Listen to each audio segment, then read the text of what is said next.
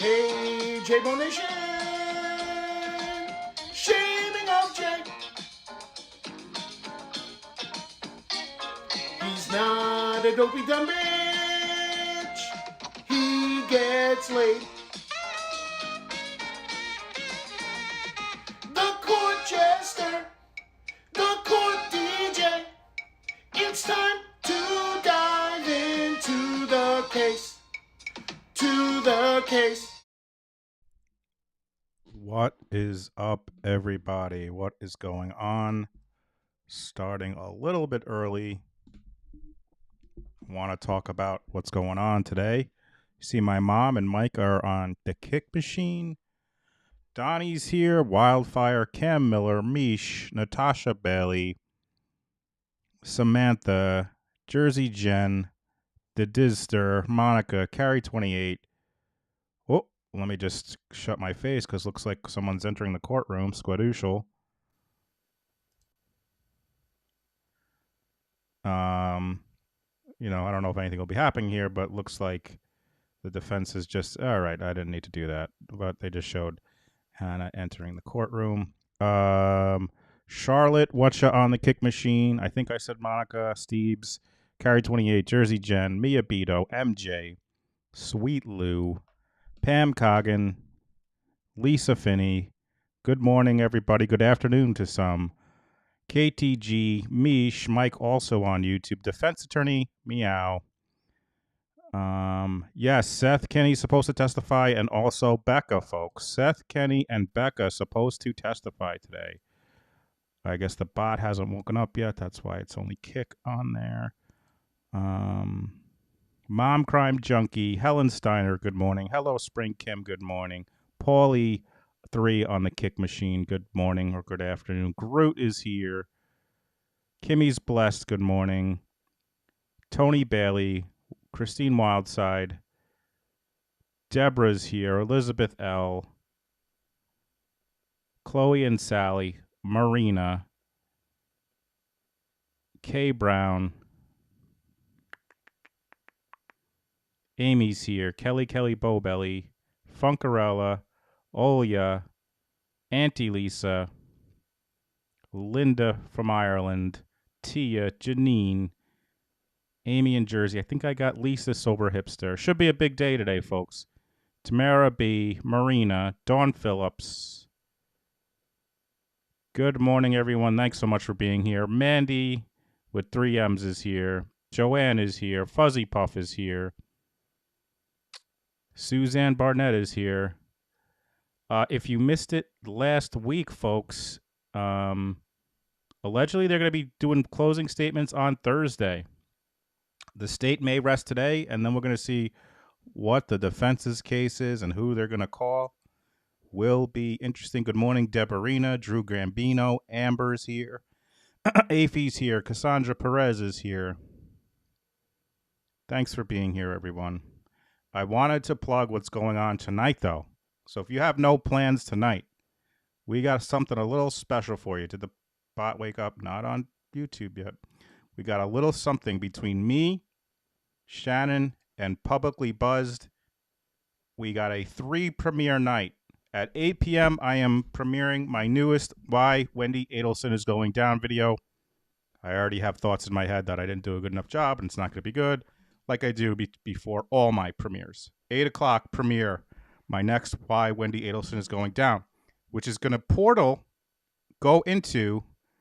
Oh, look at that. We got a super chat from Lisa. Thank you so much, Lisa Finney. Thank you, Lisa. So after my premiere, Suzanne A is a newbie here. Welcome. We like newbies. Thanks for being here. My premiere is going to go directly at 8:30 into Shannon has a premiere on Wendy Adelson. So my premiere goes into Shannon's premiere. But is that all the programming we're giving you tonight, folks? It is not. Shannon's premiere is going to go into Publicly Buzzed premiere, his latest on Brian Kohberger, the Idaho 4. You're not going to want to miss that. His first dude knocked out of the park. He's been working on this one for a while. It's going to be awesome. So we have a 3 premiere tonight starting at 8 p.m. Eastern. Me to Shannon to Steve. You don't have to go anywhere. You're set for an hour. Me to Shannon to Steve. I think you guys will like it. Good morning, Kimby.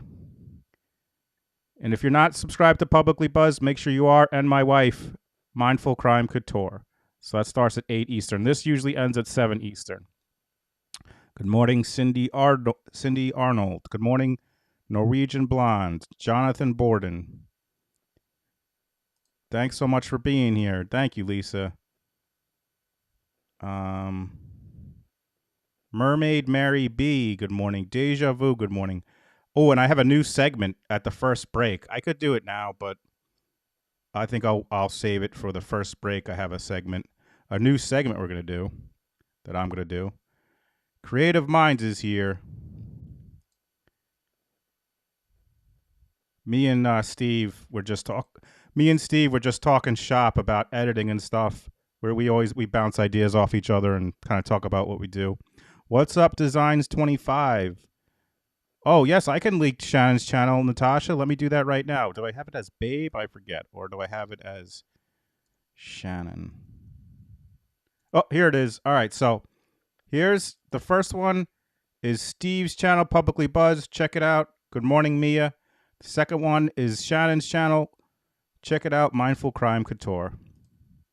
Again, if you are coming in late, good morning, Helmut Flieger. If you're coming in late, today supposedly Seth, Kinney, and Becca are supposed to testify. And per the docket doctor, Dizzy, she said that Becca is terrified of having to testify. She asked for a protective order and to remain anonymous, but it's a constitutional right for Hannah to confront her accusers. Good morning, Melissa. Good morning, Donna. Make sure you check out Dizzy and Tracy's Discord. If you're looking for documents, that's the place to go, or just dockets. It's so well set up. And also, here it is. It's much better than if you want like a notification, it notifies you when I go live. It notifies you when Steve goes live, Publicly Buzz. It notifies you when Defense Diaries, Joe Jackalone. It's a great place just for notifications. Good morning, Sandy, Beck22, Mr. Bet C, Donna White, Sandy Jeske, Melissa Bartholomew. Shannon should just change her name to Babe. All right, so now the chat should be on the screen for both. Let's see. Squadushal. Yes. Good morning, Daniela V. I can't wait to talk. Guys, you want to know something that is insane that happened? That video that I posted yesterday, Judge Mom is Big Mad, is crushing any video I've ever done. Like by leaps and bounds. I've never had a video do as good as this video is doing, and it's wild. Good morning, Pooh Bear Wiley, Melissa Wigley, Lily Flores. I just got a coffee from Linda from Ireland. I am a new member, and I'm really enjoying it. I don't want to, how do you pronounce McGo? That's probably wrong. McGow? Thank you so much, Linda, for the coffee. I'm a new member, and I'm really enjoying it. Well, thank you so much for being here. Oh, yeah, we're on the way to 14K. Thank you for reminding me, Squadushal. We're so close. Let me show you guys this video, how good this video is doing. And it's wild because you can never predict these things. By the way, this is live. We're just waiting for it to start. But while we wait, look at this. Look at this video.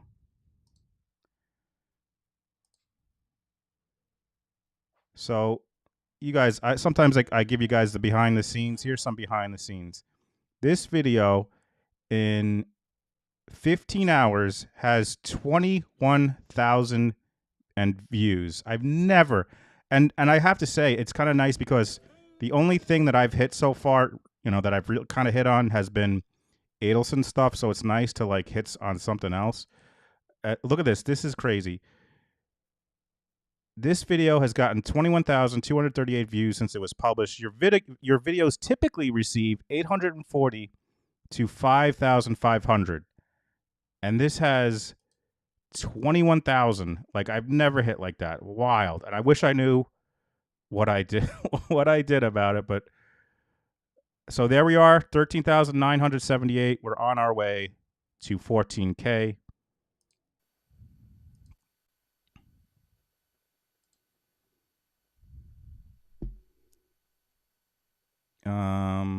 Thank you, Deborah. Thank you, everyone.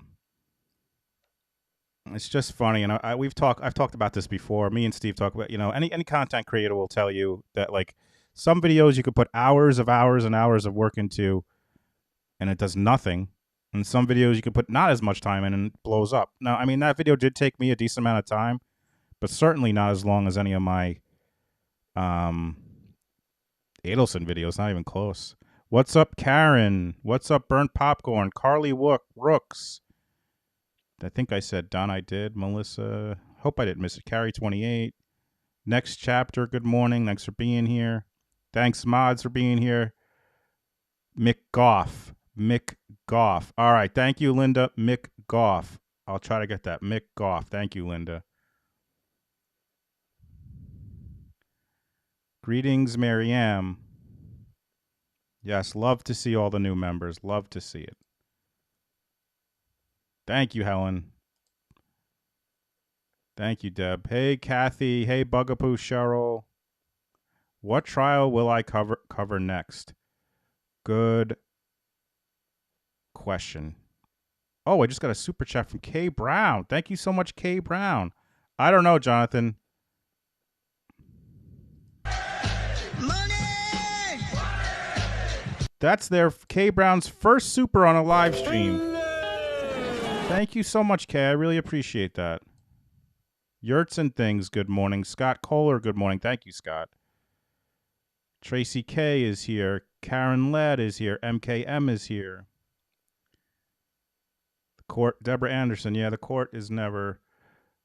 I do plan on covering Sarah Boone. We a while ago we watched her body cam video. That was a while ago.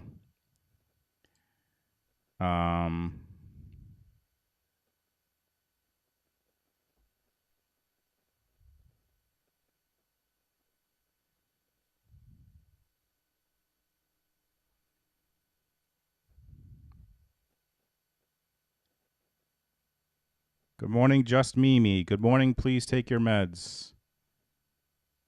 I have not had. I don't want to overdo the Japanese coffee. I had just a regular coffee. I feel like I have to save it. Maybe during closings. I don't know. I don't want to. I don't want to push it with that, but not yet. Maybe later. Who knows?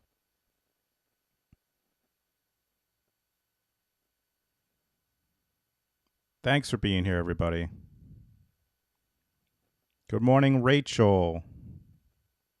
Good morning, Sam. I am. What's up, everybody? Court is not on time. Again, guys. Again, we are waiting. Allegedly, we got Seth Kinney today. Why is this happening? And Becca. So, thanks for being here, everyone. I say it every morning, and I mean it. I know there's a lot of other people covering this, so for you guys to cover it with, to watch it with me, it means a lot. You know, guys, I'll be honest with you. I slept fine. Like, I was all right. I mean, I was a little jacked up on the juice, but I slept fine, I think, if I remember. Good morning, Shaky Lou from Seattle. Day 8, folks. Day 8. We could be done by Thursday. Don't forget, Donnie is Super Bowl for 2 months. Thank you, Donnie boy. 2 months Super Bowl. Thank you, Donnie. Because I'm going to bunk with you, buddy. We're going to be buddies. We're going to be pals. We're going to wrestle around. Good morning, Intolerance. Still waiting, folks. Still waiting. This is new. This is a new thing that's happening that I don't like.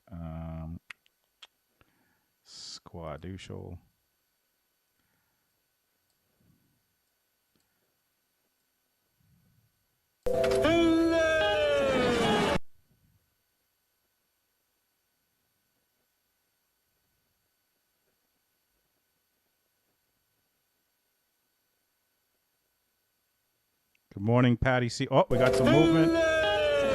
Got some movement. Good, got some movement. Let's see what's going on.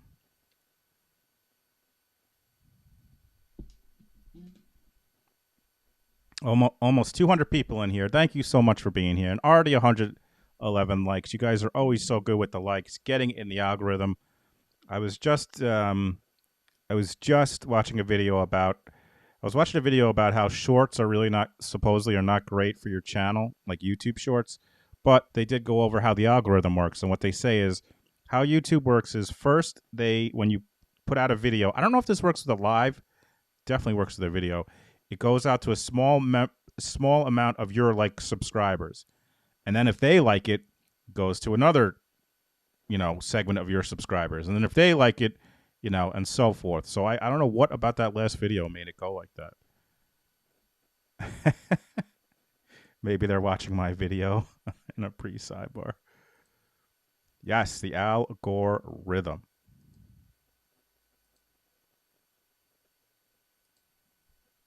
I'm still going to make shorts. The point of the video was, and I don't think this applies for me. The point that the guy was making in this video was that if you just make shorts, like a ton of shorts, and then some regular long content, the people that just come to see your shorts aren't going to watch your like other content. But I make all kinds of content, so like I'm not specifically doing anything. And the thing with shorts is you can get more views on them, but shorts make you zero money, like no money. Becca is the friend with the cocaina. Becca is the friend with the cocaina. I think they got some text messages. Dizzy will confirm. Yes, love seeing so much people in here. It's awesome. Love it, love it, love it.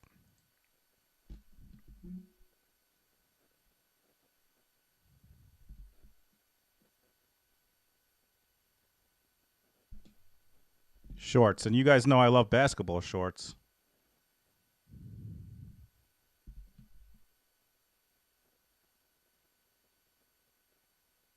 Good morning, Ginger on the kick machine. Christine Anderson, good morning. KJ, good morning.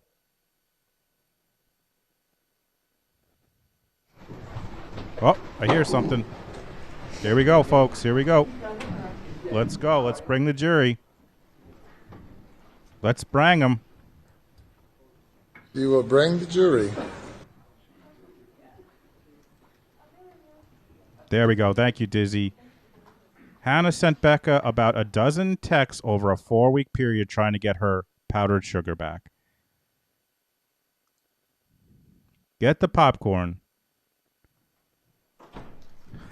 Good morning, Suzanne. Good afternoon from Denmark, Suzanne. Good afternoon.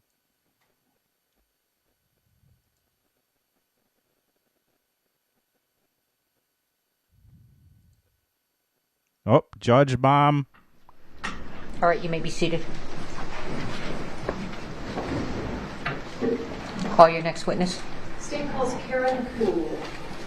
I'm sorry, what was that? Karen what? Karen something? Kougan? Karen Kougan? Stand before the judge, raise your right hand. Do you swear affirm under penalty of law that the testimony you'll give in this case will be the truth, the whole truth, and nothing but the truth? I do. All right, have a seat talking to the microphone. Thank you.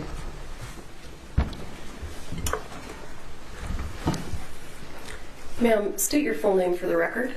Karen Ann Kuhn, And how do you spell your last name? Kuehn. How are you currently employed? I am a stills photographer on film sets and sometimes a wrangler. What does a stills photographer do on film sets? We document scenes, behind the scenes, and do gallery work and specials for billboards, posters, whatever the production needs. Okay. Were you employed as the stills photographer on the set of Rust? Yes. And if you recall, can you estimate for us approximately how many photographs you took during the time that you were working on Rust? Do you have any idea? Maybe 9,000. Okay. About 2,000 a day at the most, probably. Okay. Thanks, Donnie. Thanks, Donnie boy. I am going to, well, before you came in today, did you have an opportunity to review one of the photographs that you took? I did. Okay. I am going to Oh, boy, ask what's the this? court to admit State's Exhibit 165. I What's believe this? there's no objection. No objection. All right, thank you. What's this a picture? 55 is admitted. You may publish.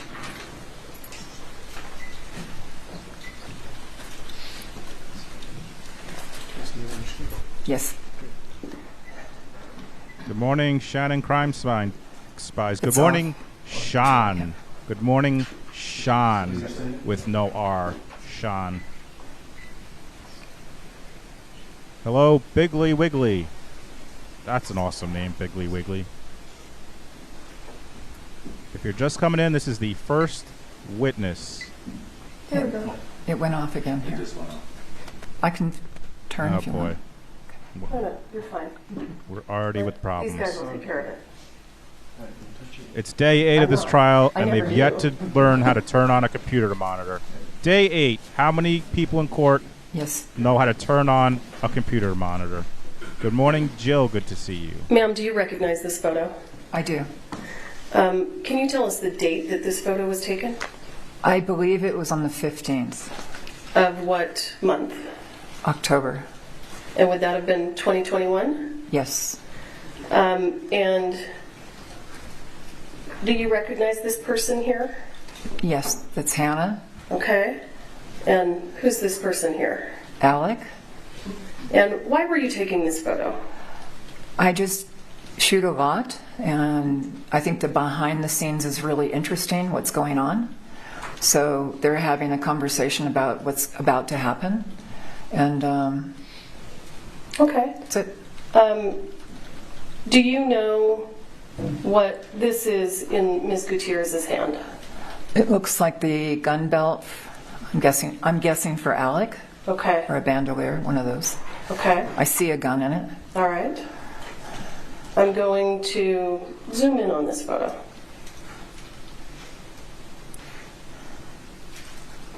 Okay. Can you see that? Yes. When you look at, that, well, wow. tell us what's in that gun belt. Ammunition and a gun. And do you notice anything about the center primers of the ammunition that's in that belt? One is silver and quite different from the other 3, 4. All right. Wow, look at And that. that was October 15th, you said. Is that correct? Yes, ma'am. All right. I'll pass the witness. Cross-exam.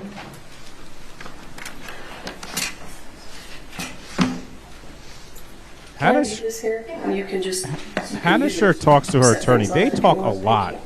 A lot. Like Charlie Adelson used to talk a lot. Morning, Miss Hannah Green. talks Morning. to her attorney a lot. Is it true that you were budgeted for 5 days of work for the entire show? Yes. Okay. And were you ever tasked with taking any pictures of guns pointing into the camera? Yes. Who made you take pictures of guns pointing into the camera? One of the junior producers, Ryan Smith, emphasized that I should get as many shots of guns pointed into the camera as possible.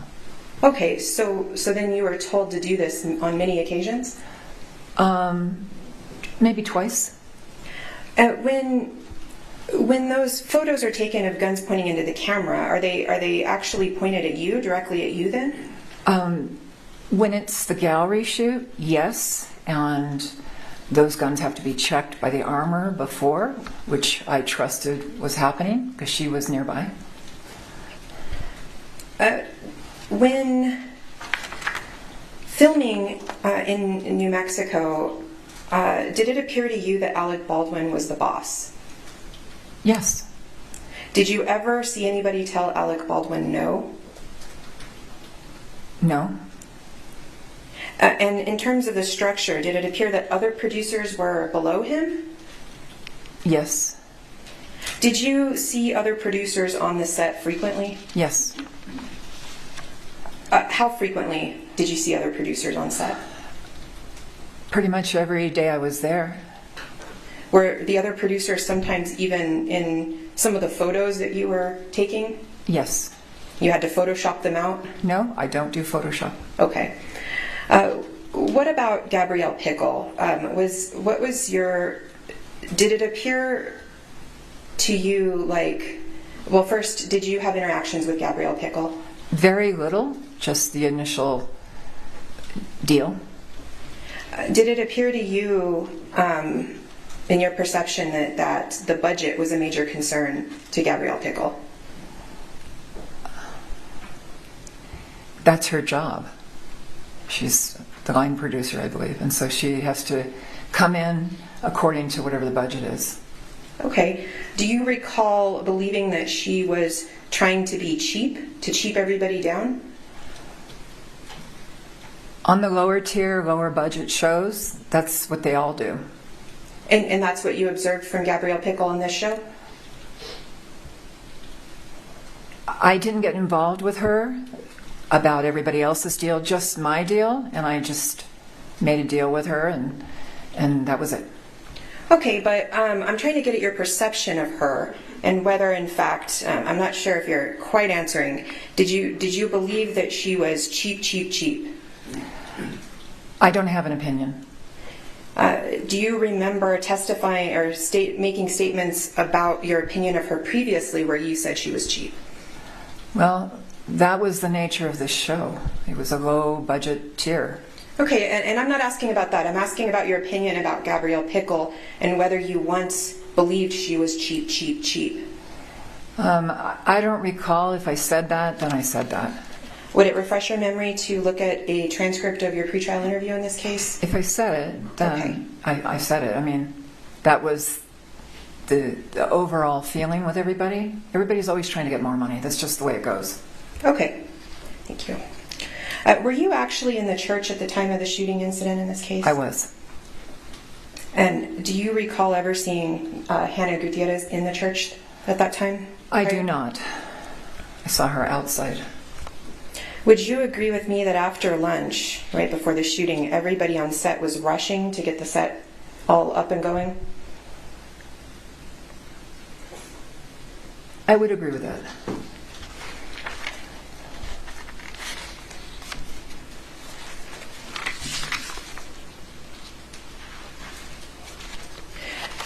I don't believe I have any other questions for you. Thank you. Thank you.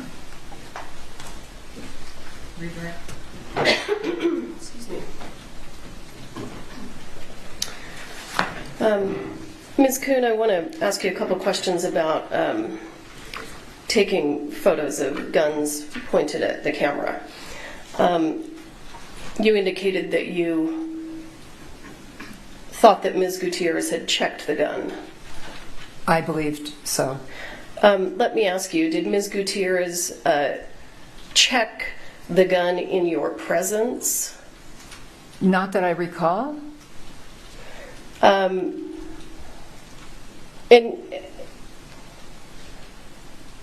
how many movie sets do you think you've worked on that had armorers? Over a dozen. In your experience, does the armorer generally check the gun in the actor's presence or the assistant director's presence? Yes. Did that happen in this case? I didn't see that.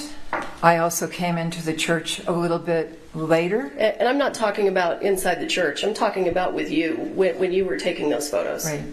I just don't recall. I wasn't paying attention to that. I was paying attention to just documenting what was going on. Well, would you recall if Ms. Gutierrez showed you the dummy rounds and shook them for you when she put them in the gun? I would recall that, but I don't. Okay.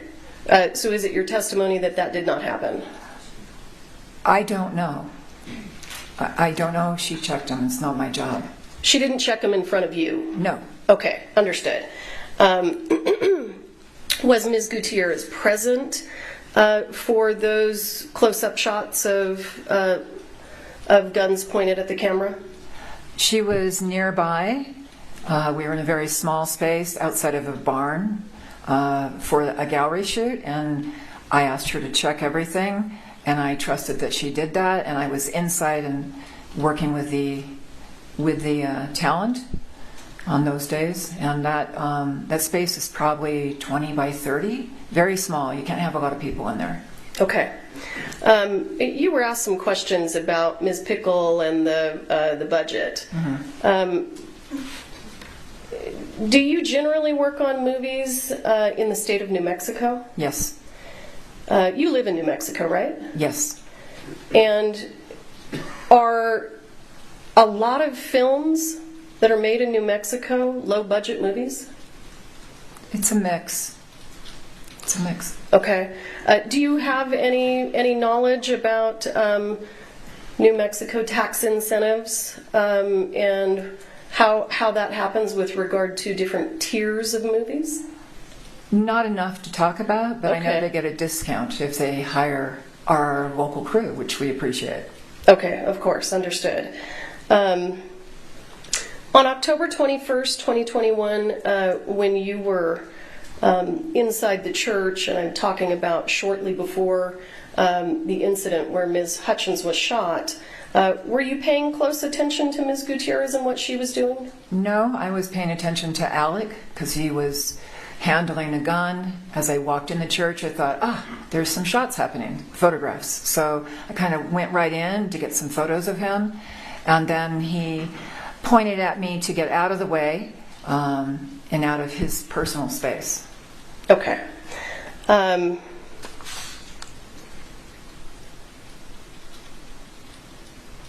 don't have anything else. Thank you. All right, thank you. You're excused. Thank you very much. Next witness. State calls Marissa Poppel. Marissa Poppel. Marissa Thank you. Poppel.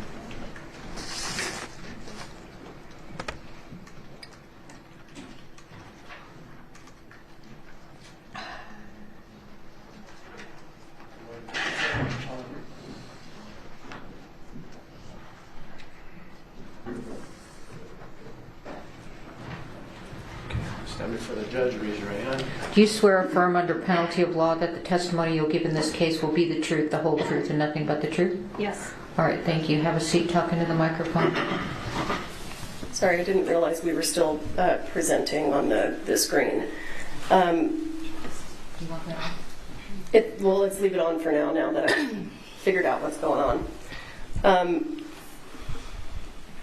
Ms. Poppel, good morning. How are you? Good, thank you. Thank you for returning to answer some additional questions. I would like to show you a series of photographs, and I believe there is no objection to these photos. Are they new exhibits? They are exhibits. All right. And the photos are going to be 166 through 173. All right. There's no objection to their admission. No objection, Your Honor. Okay. They're admitted. You may publish. Okay. Ms. Poppel, do you see that photograph there that's on your screen, and I'm showing you State's Exhibit 166? Yes, I do.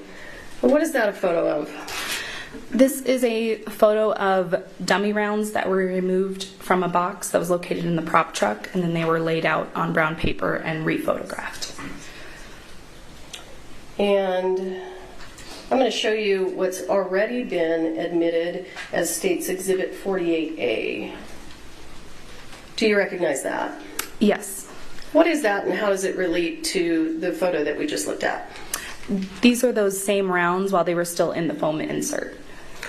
And are these the rounds that came out of the box that had the blue Sharpie writing on the label? Yes.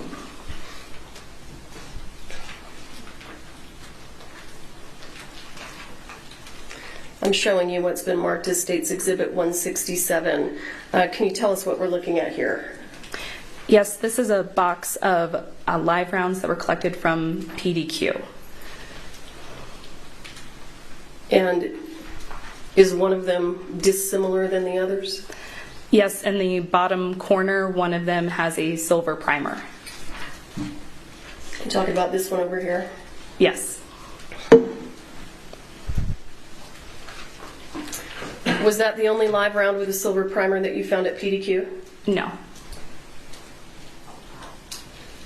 I'm going to show you State's Exhibit 168. Tell us how this photograph relates to the previous photo, this one here, 167. What's 168? These are those same rounds removed from the box and laid out. Do you know which of these has the silver primer? It would be one of the rounds that's by itself. One of these over here? Yes. Okay. And in terms of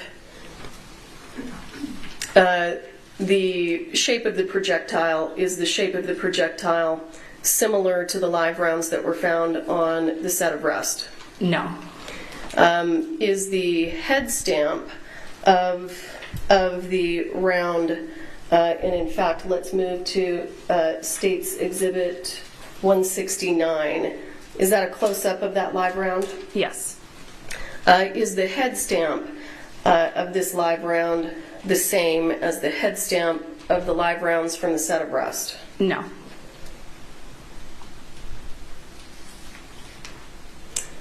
State's Exhibit 170. What are we looking at here? These were additional rounds that were located at PDQ that had silver and color primers. And are the head stamps the same as the live rounds found on the set of rest? No. State's Exhibit 171. What's this? This is a top view of those same live rounds located at PDQ with the silver primer. Is the projectile shape the same as the live rounds that were found on the set of rest? No. The live rounds with silver primers that came from PDQ, how many did you find?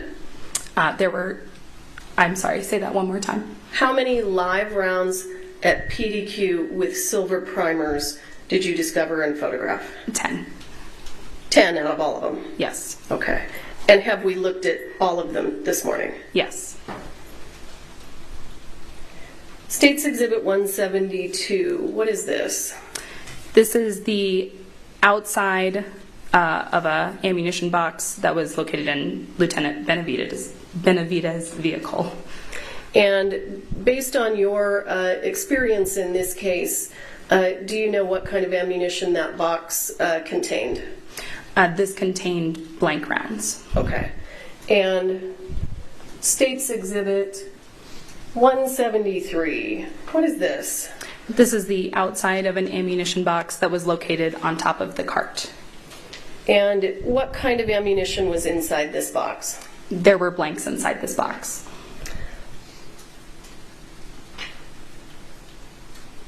I'm going to show you what is previously entered into evidence as State's Exhibit 4. Do you recognize that? Yes. The box that we just looked at, can you tell us where it is on the cart? Yes, it's off to the side.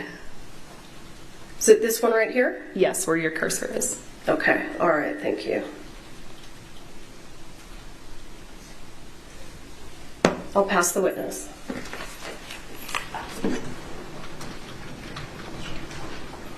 Cross-exam.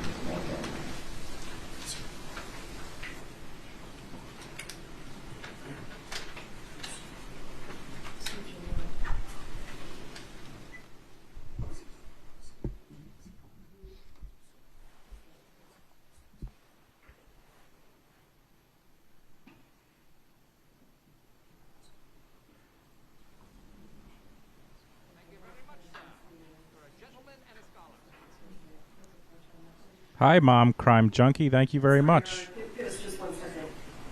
Thank you, Great Gretch, for subscribing 5 months on the Kick Machine. Thank you so much, Great Gretch.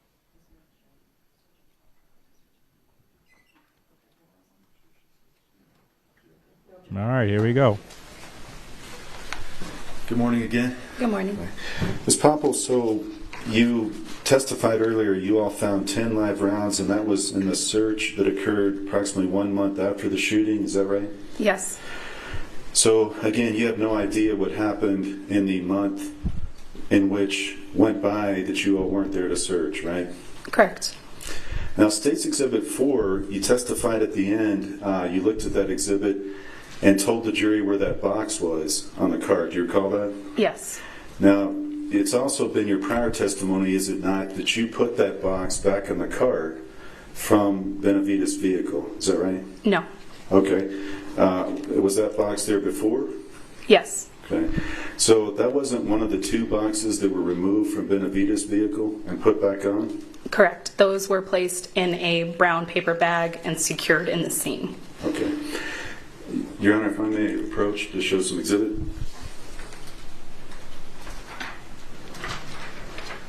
Now I'm going to show you first what's marked as Exhibit Q, Defense Q, and ask if you recognize that. Yes, I recognize it. Did you take that photograph? Yes, I did. Okay. Your Honor, I'd move Defendant's Q into evidence. No objection to any of these. All right, defendants, do you want to just... Thank you, Counsel. So then I will move in, Your Honor, Defendants R through D as well. R through what? D as in David. It goes all the way through R through Z, and then AA, BB, CC, and DD.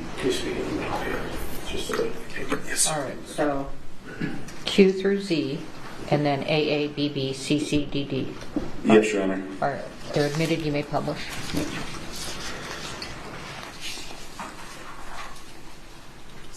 You need the Elmo? What's up, Karen? Good morning. You are not in a time machine, Karen. She has been recalled. The witness, Marissa Poppel, has been recalled.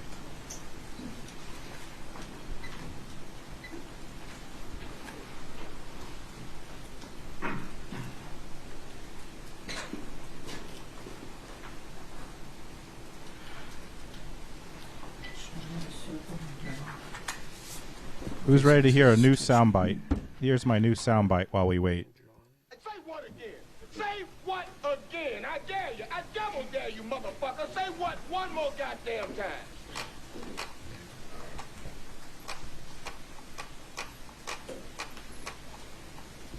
Okay, ma'am. First, I've got Defendant's Q, and I want to show you that I want picture. to move that microphone closer too. Oh, yeah. Ms. Poppel, Defendant's Q, can you tell the jury what that photograph is? This was a photo of dummy ammunition that was located at PDQ. Now, when you say it was dummy ammunition, did you send these to the FBI lab? No, we did not. And did you actually seize those and take them to the sheriff's office? No. So you took a picture and you concluded they were dummies without getting lab confirmation. Is that right? Yes. Okay, I want to show you next Defendant's S. And what is that picture? I believe this was a... I'm sorry. I believe this was a box of... you know what? I can't determine it out of context. I apologize. Okay. But this was something you took at PDQ Props? I couldn't determine it out of context. I apologize. It's okay. I have over 2,000 photographs, mostly of ammunition, so... Defendant's T, can you tell the jury what that is? This was the outside of the box where live rounds were located at PDQ.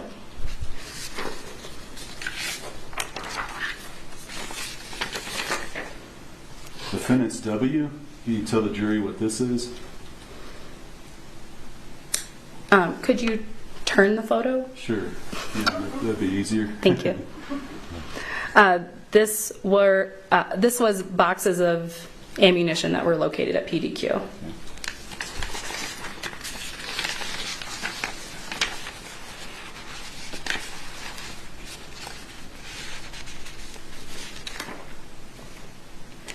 Okay, Defendant's DD, can you tell the jury what that photo is? This was another photograph taken at PDQ. Did you, is this in the state it was in when you, obviously when you got there for the search? Yes. What are those items in the back? They're yellow and green. You see at the very top right. What are those things? I'm not sure, some form of tool. Did you inspect that tool at all to find out what it was? I believe that Sergeant Zook assisted with that aspect. Were there any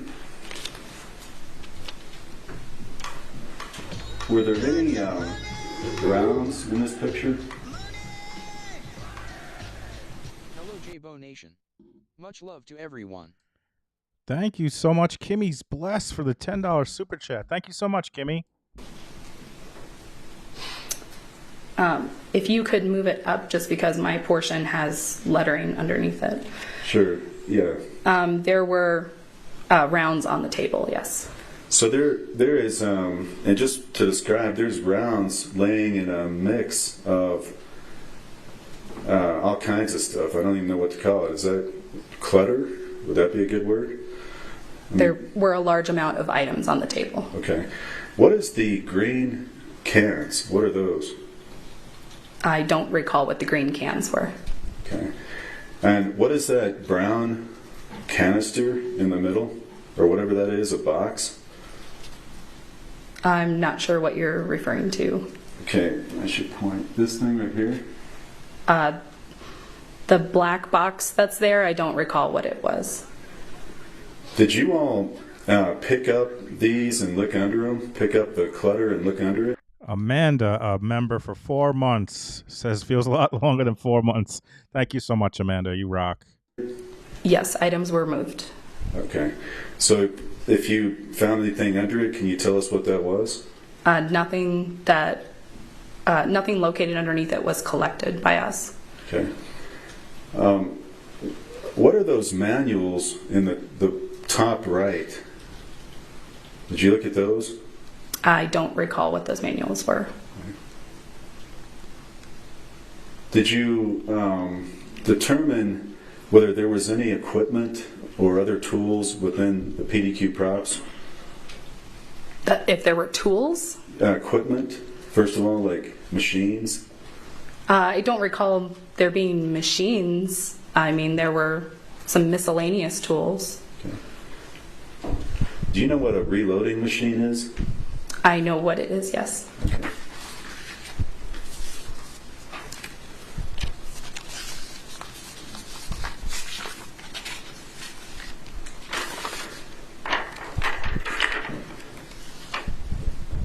I want to show you Defendant's U. Again, I'm going to show you those items I was talking about, the yellow and green, and seeing those closer, does that refresh your memory as to whether you might have seen what those were? It does not. I did not inspect those items personally. Okay. Now, I'm going to show you again Defendant's W. Do you remember seeing on any of these boxes that you looked through or inspected the JS initials? Yes, multiple boxes had JS initials. I'm going to show you Defendant's V. Ma'am, what is this picture that we're looking at? I don't recall exactly where this picture originated from.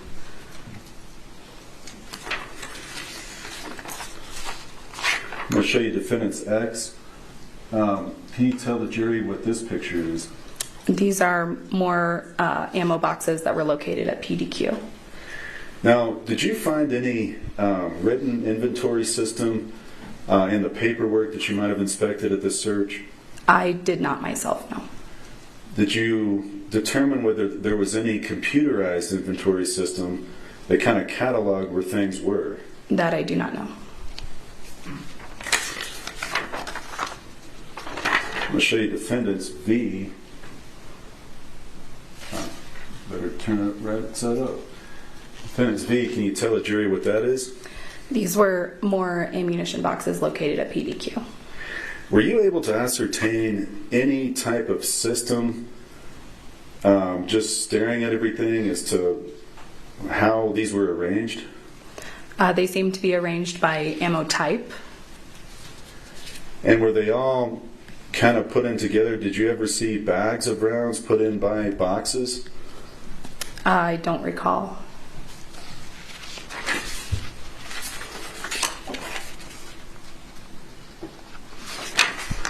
I'm going to show you defendant's AA.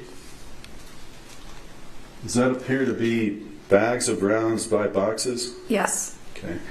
So, again, that was how it was when you took this picture at the search, correct? Yes. Okay. Then I have, let me see, Judge, just 1 second. Okay, Your Honor, I have no more questions. Redirect. You were there pursuant. Ms. Poppel, when you were at PDQ, you were there pursuant to a search warrant, is that right? Yes. And did the search warrant let you take from that property anything you wanted to? No, it had restrictions. What were the restrictions of the warrant? We were looking specifically for live ammunition in a .45 caliber. Okay. 45 caliber live ammunition? Yes. Okay. Did you take all of the 45 caliber live ammunition from PDQ into evidence? Yes. Of all of the 45 caliber live ammunition that you took from PDQ, was any of it similar to the live rounds found on the set of breast? No.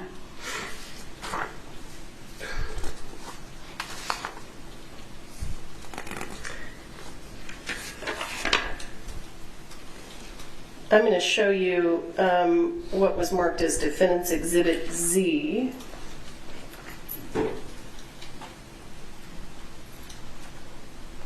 Were all of those boxes taken into evidence? No. Why not? Because they did not contain .45 caliber live rounds.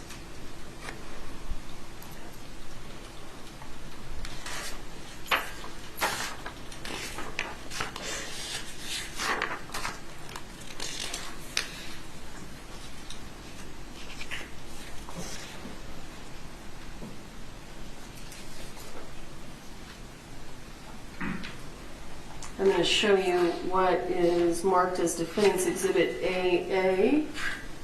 Do you see that? Yes. These bags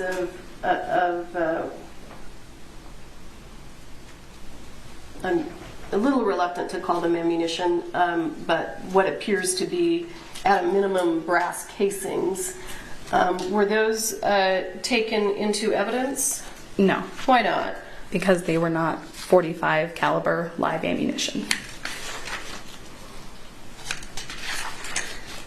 As you look at that photo, do you know whether they were live ammunition at all?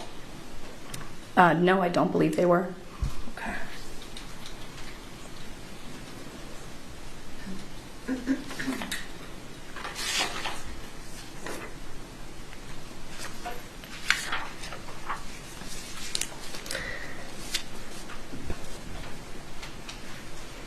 I don't have anything further. Thank you.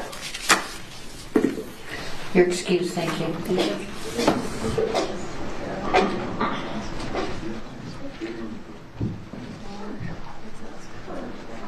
Oh, what's going on here? We're approaching. We're approaching. Can I have this? I mean, keep me with Mr. Ball. Who are we calling? Who's coming up next?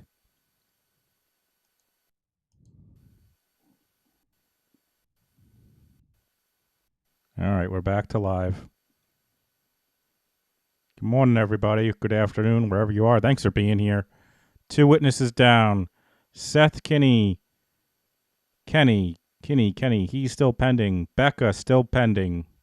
Let's see who's next. Again, the state may rest today.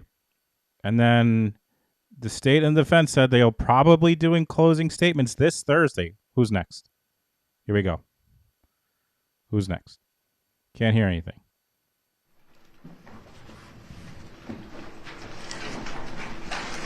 Did she say who? Who is it?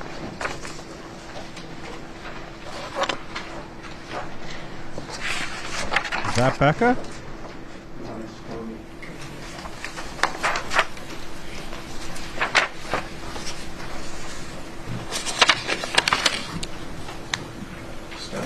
judge, raise your right hand. Do you swear affirm under penalty of law that the testimony you'll give in this case will be the truth, the whole truth, and nothing but the truth?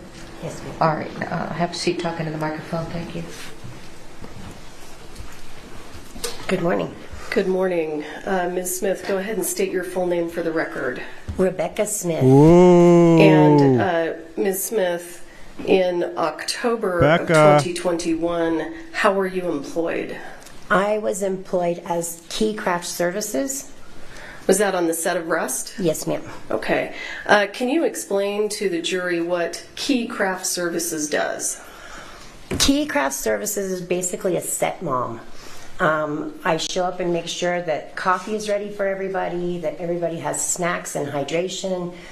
If they run out of sunscreen, if they run out of chapstick, they come to me. And what hotel were you staying at when you were working on the set of Rust? The Inn at Santa Fe. And was Ms. Gutierrez also staying there? Yes, ma'am. During the time that the two of you were both working on the set of Rust, did you get to know her?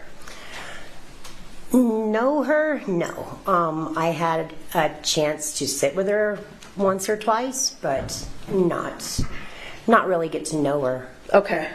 Would you say she was more of an acquaintance? Yes, ma'am. Okay. And Ms. Smith, were you present at the hotel the evening of October 21st, 2021? Yes, ma'am.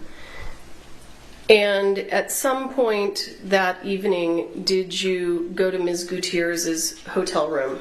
Yes. And why did you do that?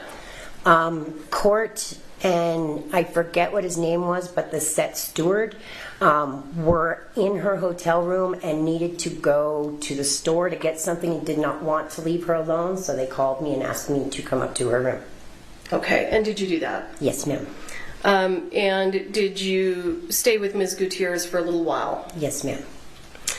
And then at some point, did you leave? Yes. Did anything unusual happen when you left Ms. Gutierrez's room? Yes. She asked me if I could hold on to something for her. I said yes. She put it in my hand, and I walked out as there was a knock on the door. And after you left the room, did you look to see what she had placed in your hand? Yes. And can you describe, without making any assumptions about what it was, can you just describe what you saw in your hand? Yes. It was a clear Ziploc baggie with a green small Ziploc baggie inside, and there was powder inside the green baggie. What color was the powder? White. If I want you to compare this to like a sugar packet that you It was definitely not sugar. No. I'm sorry. Let me get my look like sugar. Let me get my question out. Okay. I want to have a discussion about how much was in the green part, and I want you to compare it to a sugar packet that you would open and put in coffee or tea. Okay. How many of those do you think it was? Maybe 4 or 5. Okay. And Ms. Smith, how old are you? I'm 51. And when you were a younger person, did you have an opportunity to use the drug cocaine? Yes, ma'am. I'm a recovering addict. Oh, my land. Are you familiar with what cocaine looks like? Yes, ma'am. Are you familiar with the way that cocaine is packaged? Yes, ma'am. Based on that experience, what did you believe to be in the bag? I believed it to be cocaine. And what did you do with it? I threw it in the hallway trash can before even going downstairs to my hotel room. And why did you throw it in the hallway trash can? Because, like I said, I am a recovering addict. I can't, first and foremost, have it in my possession. And second, I was really very offended, and I didn't want anything to do with the situation anymore. Okay.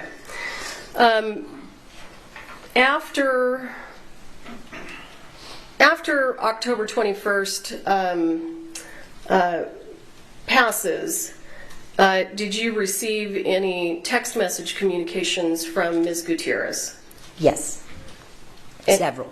And generally speaking, what was the theme of those messages?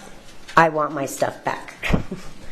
Other than the bag containing the green bag containing the white powder, other than that item, did you have anything else that belonged to Ms. Gutierrez? No, ma'am.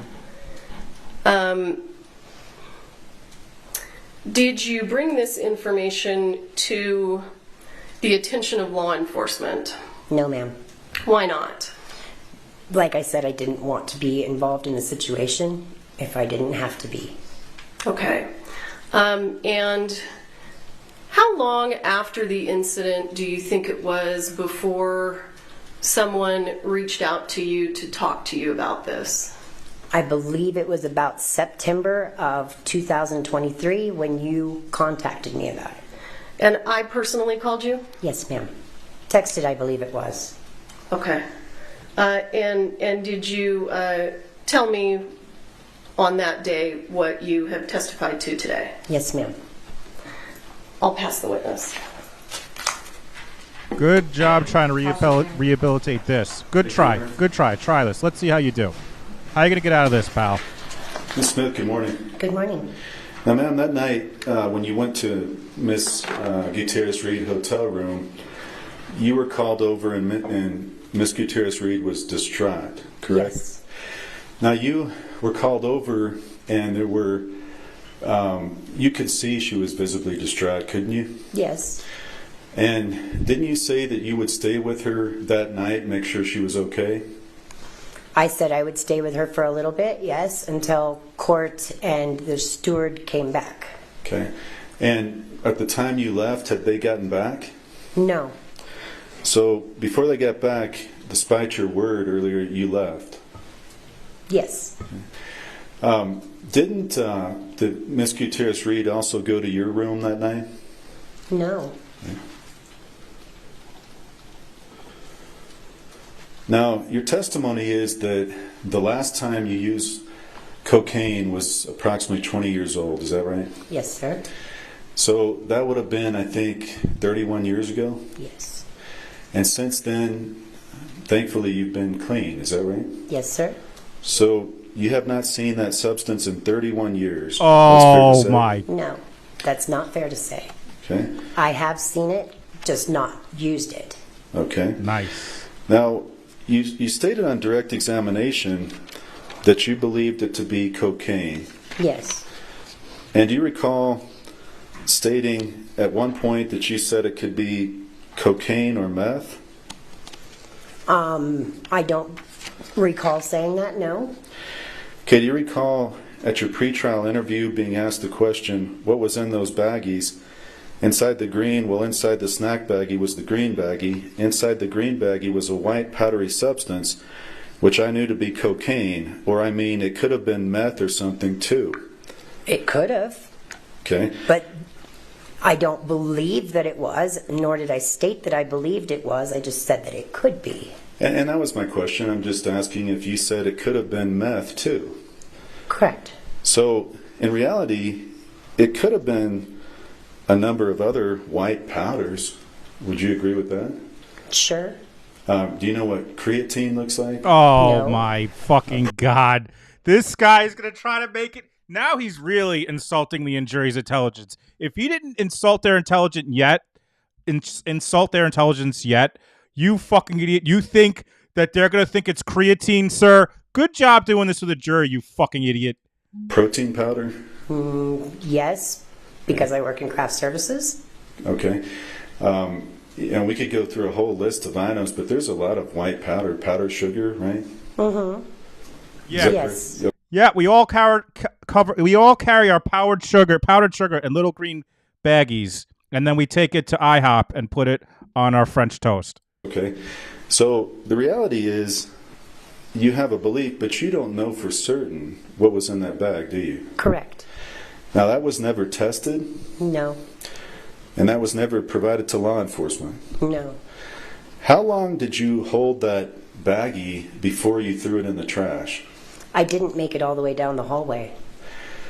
So, how many feet do you think that was that you walked? I don't even know how many feet the hallway is long, so Can you look at the courtroom and estimate, just telling us? Becca, could you hold this for me? The cops are coming, and I can't let them know that I have powdered sugar that I take to put on French toast everywhere I go. It's like Will Ferrell in Elf. He's got the syrup in his pocket. That's her. She has powdered sugar for French toast. Possibly to the distance of the gentleman in the blue suit. Okay, is he seated Right at council here, table? yes. So, would you agree with me that's about 20, 25 feet? Sure. Okay. So you walked 20, 25 feet, and were you looking at that bag the whole time, or were you having it down by your side? At first it was down by my side, and then I, of course, raised my hand to look. Okay, now, weren't you walking past some police officers, too? Men in uniform, not sure whether they were police officers. Well, what do the uniforms look like? They could have been armed security. I did not see an actual badge, so I could not say for sure that they were police. They were men in uniform in either security or police. Well, do you recall being asked the question, why didn't you just hand it back to her? And you said, because I didn't want to do anything in front of the police. On page 19 of your interview? Yes. So at that time at your interview, you indicated they were police. I indicated that I believed that they were police, yes. No, you didn't say believe. You said, because I didn't want to do anything in front of the police. Sure. Now make her to be out the bad guy. This is insanely. This is so bad for him. What a fucking schmuck. So were they police or not? I don't know. So you walk down 25 feet, you look up at it, and then you throw it in the trash. Is that right? I looked at it and then waited for the trash can, of course. I didn't throw it on the floor or anything, so I did have to wait for the trash can to be there. Sure. So you, in fairness, you probably had 5 seconds to look at this bag. Is that about right? Yes. So you had a 5-second glance through a white baggie and a green baggie, and you then based your conclusion on that. Is that right? Yes, sir. Okay. Now, you also said that you thought this was about 4 to 5 sugar packets? Correct. Okay. Well, do you recall previously stating that you didn't know what the weight was? Correct. And do you recall indicating that it could be a couple of pounds? No. Okay. No. Well, do you recall being asked a question, so you have no experience with weight, and you testify, well, I don't know what it weighed. I mean, could be an 8-ball, but I don't even know what an 8-ball weighs. So, I mean, that's like asking me how much this weighs. I don't know. It's a couple of pounds. You want to see this? No, I don't need to see it. What I was referring to was a body armor that I had already opened and taken a couple of drinks of, and I held it up and said, I don't know what this weighs. Maybe a pound or 2. That was in reference to the body armor, not to the baggies. Okay, well, in reality, in a 5-second glance, would you agree with me, you have no idea what the weight was? Correct. Okay. And you really, other than your guess, you have no idea for certain what was in that bag? Correct.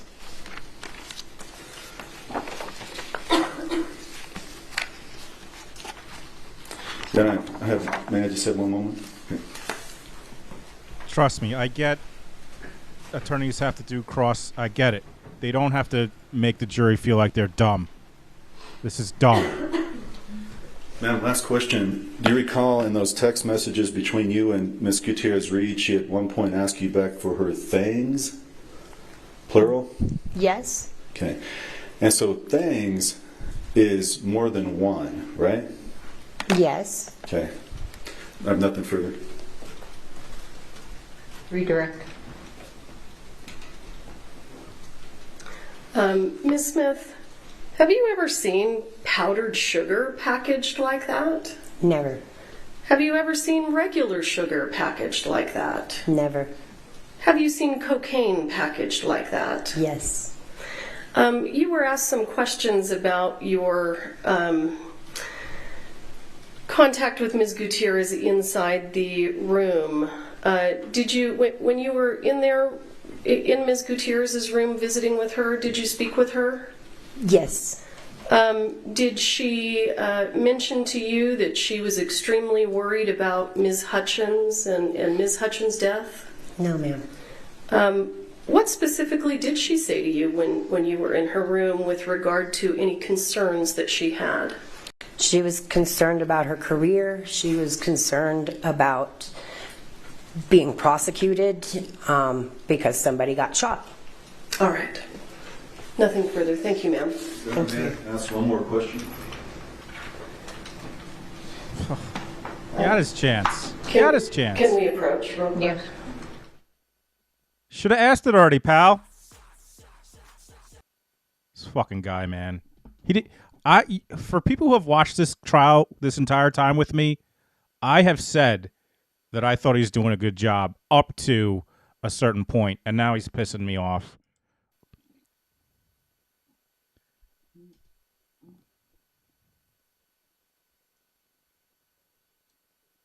It's okay.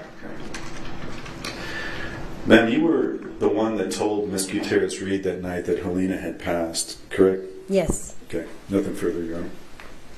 All right, thank you. You're excused. Thank you. Excellent Next job, witness. Rebecca. Let me look at the list. Give me just 1 second. Excellent job, Rebecca.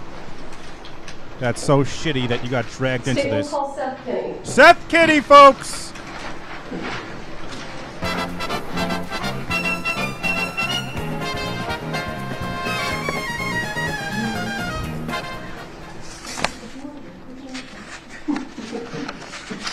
Can you approach your honor? Mm-hmm.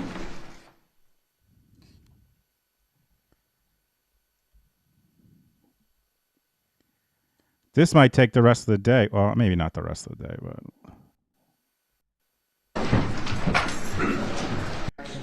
All rise. Oh, wait, what just happened? Sorry. Directions. All rise. I guess they're taking a break? Check out those laptop holders. What's that? I've never seen that before. Look at those little laptop things. Laptop trays. Some new characters in the background of court today.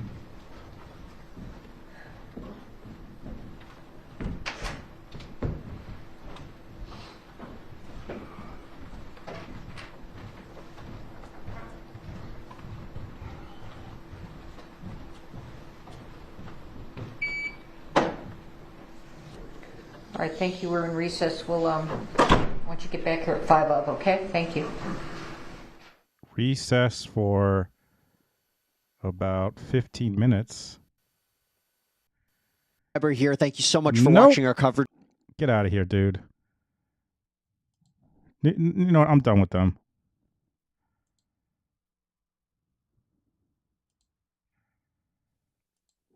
All right. Who's ready for my new segment? Who's ready for my new segment? I got a new segment, folks. I hope this works. You ready for this? Hold on. Let me make sure I have this. Gotta have my...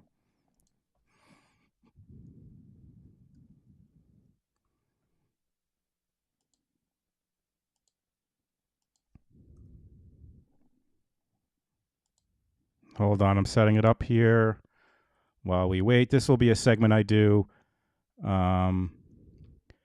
sometimes when... All right, here we go, folks. Here's my new segment. Let's see if this works. Come on. We just got a letter. We just got a letter. We just got a letter. Wonder who it's from. And this is where I show you my fan mail. And I figured I would use this comment I got a little while ago as the perfect example for some of the fan mail I get. So here we go. Yeah. This, and by the way, guys, it's okay. Don't go attack these people. It's fine. I just have to read some of these comments I get. So here's from Rex Mundy. I love when they use the wrong you're. It's always good when they use the wrong you're when they're trying to insult you. You're a sanctimonious cunt. She made a mistake. Let the court handle it. You have some serious little dick energy. So that was the first fan mail, which my first fan mail. All right, so let's take what? Yeah, they said I had little dick energy. Babe takes issue with that. All right, so now I'm going to read some other fan mail I got. Let's see. I'm not going to show it all because... All right, here's one I got. Hey, man, you have ads every 3.5 minutes. Just letting you know that's a huge turnoff on any YouTube channel. And then this person puts edit. Yeah, sorry, man. Not watchable. Too many ads. I don't pick how many ads go out, folks. It's not on me. Talk to YouTube. So that's another. Let's see what my next one is. I'll save I have a good one. I'll save that until the end. Oh, here's a good one. I pinned this on the comment. This is from. This is in reference to my video that I said that Dave Halls was a clown. Hey, Jay, lowlifes like yourself are probably worse in your jobs than the people you criticize. Stop messing up my food orders. Lowlifes like you are probably worse in your jobs than people you criticize. Stop messing up my food orders. So that was one I got on the Dave Halls video. Here's another one. Oh, this is a good one. This is a good one. Great compilation. I've only seen bits and pieces of the trial, and I've heard the defense attorney has dropped the ball on several occasions. After watching it, it seems he's definitely out of his league. That was a nice comment. I'm not going to only read bad ones. Here we go. Here's a new one, a different one. I'm really tired of these channels. This is a new complaint I've got, guys. This is a new complaint that I've recently got on my latest video. I'm really tired of these channels forcing annoying captions on every video in an attempt to keep the audience watching longer. There's a CC button if you want them. Just stop. So now people are upset that I've been using that when I make my regular videos that I have closed captions. However, I've also got comments from folks who have decreased hearing capacity, and they appreciate the closed captions. So they're not going away, anyone. They're not going away, sir. All right, here's another one. Oh, this is one. You guys ready for this one? You guys ready for this comment? This is something. Love the show, but goddamn can only do audio cause the danged TikTok format of text-colored background. Like Jesus Christ, I'd rather be Helena Hutchins than have my eyeballs and mental zen be wrecked by seizure-inducing TikTok manipulative text and speech formats that all the youngins are flooded with these days. F me, man. So this person, I responded, whatever is wrong, I hope you feel better after making that comment. I hope that you feel better after saying something so fucking shitty. I hope that made you feel better.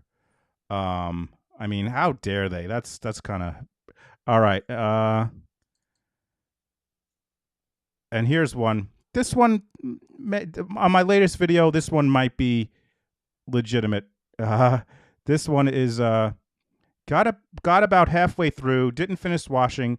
If you're going to have extremely annoying bells and arrows, pause the video so we know what point you're trying to make. You have to leave your arrows and commentary on the screen for longer than 0.5 seconds. Point taken. In my last video, I think the text I did put on for a little bit too short. Point taken. All right, and I'm going to end it. I'm going to end it with a positive comment, but I can't read the whole thing because this is an email I got, which is very nice. But this email does kind of go take shots at another creator. So I'm not going to read the part where this person takes umbrage with another creator. I'm just going to read the nice parts about me. All right. And again, if people don't, I'll never say a person's name unless they give me the okay. Hey, Jay, this is an email I got. I'm nobody, just a middle-aged clinical social worker from Philly who recently stumbled into YouTube for the Dan Markel case. But I wanted to tell you, I think your show is great, and I hope you can keep at it. You and your guest are... Nope, that's not the part I want to read. All right. You come across as so genuine and appreciative, and these recent lives with your panels of women about Hannah Gutierrez trial, they are on fire. Hands down, I'll watch your stuff every time. Maybe it's the Philly girl in me, but I sure love your rants. I'm also not here for the bullshit. Gorilla Grip Pussy Pal for the win. So great job. I'm rooting for you. So thank you so much. That was a really nice email I got. Gorilla Grip Pussy Pal.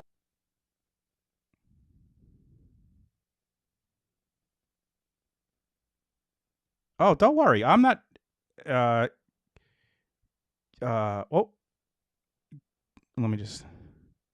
If Howard Stern quit when he got feedback, his career would have been spent 5 hours. I'm going to keep it up. Thank you. I said money! Money! Starting a money train to show our support for Mr. Little Dick Energy grinning squinting face. Lisa, thank you so much. You're so awesome. And thank you so much, you and Karen, for being here and providing us with expertise on this case. I do have a box here I'm going to open. I don't know if Christine Wildside is here, but she said to just do it. So Miss Wildside, I don't know if you're here, but she sent the box. I'm going to open it here while we wait. I said money! Money! Hopping on the money train.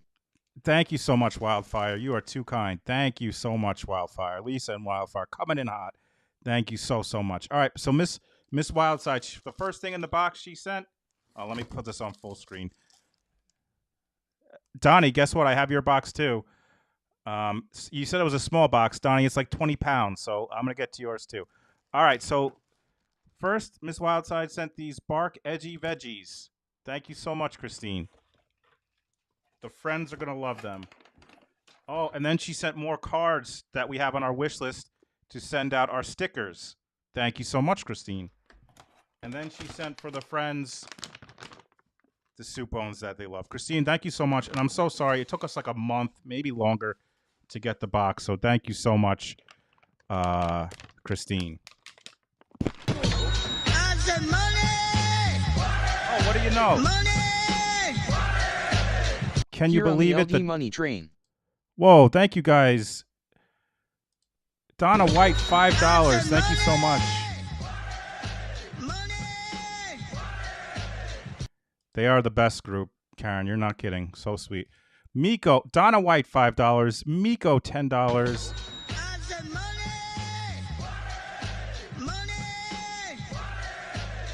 Chuku.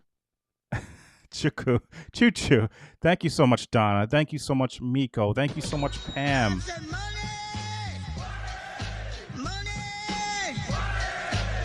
For penile enlargement pills, winking face rolling on the floor laughing. $2. Thank you so much. I'm going to call it in now for those pills.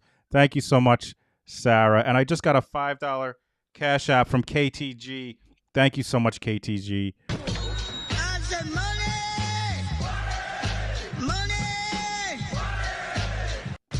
Choo-choo. Thank you so much, MJ. Thank you so much, guys. You are too Because I'm going kind. to bunk with you, buddy. We're going to be buddies. We're going to be pals. We're going to wrestle around. Dom's mom just sent $5 from on PayPal.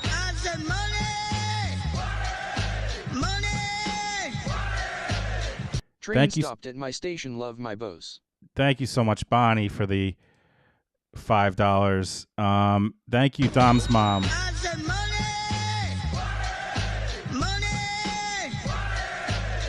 Open the FKN box. I'm gonna open Zany your face, box, winking face Donnie, with tongue. but it's gonna take more than 5 minutes. So I don't want to. Do you want to open it? You go. Because I'm going to bunk with you, buddy. We're going to be buddies. We're going to be pals. We're going to wrestle around. K-Bo says, "Hey, you fucker! I love your content. Keep busting balls, J-Bo."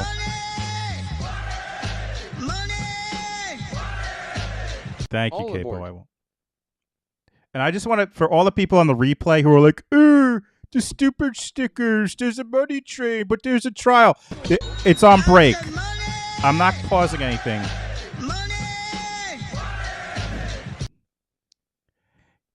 Kelly Bowbelly, for $10. Thank you so much, Kelly Bowbelly.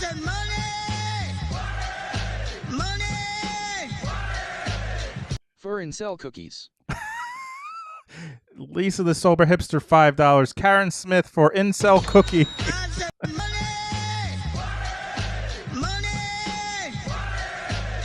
Choo choo.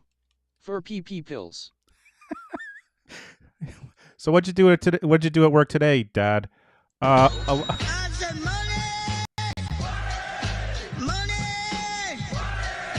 lot of people sent me money. Alien. A lot of people sent me money to enlarge my penis. Thank you so much.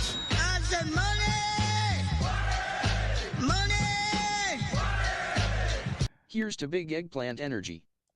Thank you so much, JD. Thank you, Donnie. Thank you, Jan.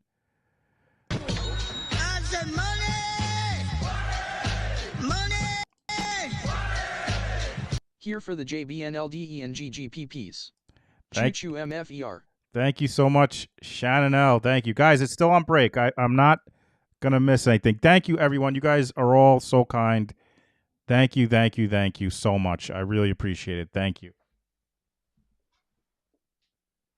All right, Donnie, I can start opening your box, but I'm not going to be able to finish it. Guys, remember when Donnie was like, it's a small box? For folks who are new to the channel, Donnie has sent boxes before that are epic.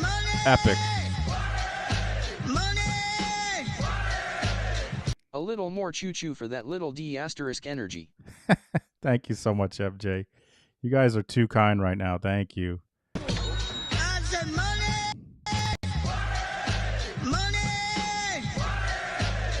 The money song is my fave. Thank you so much, Catherine. Thank you, Karen. Thank you, Tony.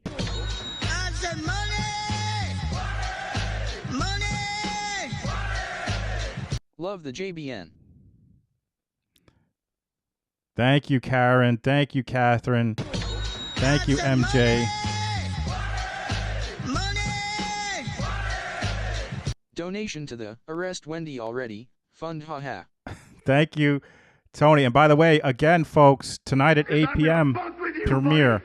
We're going to be buddies. We're going to be pals. We're going to wrestle around. Thank you all so much.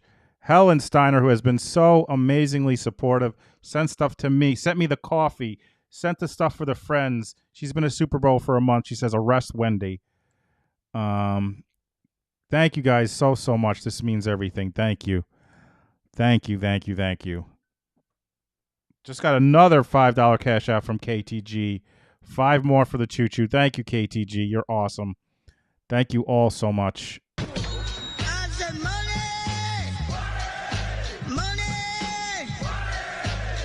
Arrest Wendy fund.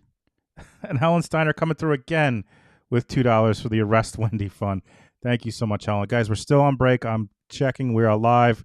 Still on break. Thank you all so much. Thank you. Babe, do you have a knife? Oh, wait. Do I have one of Donnie's knives in here? All right, Donnie. If they don't come back, I'm going to start opening your box here. Thank you. Oh, Miss Dina coming in hot.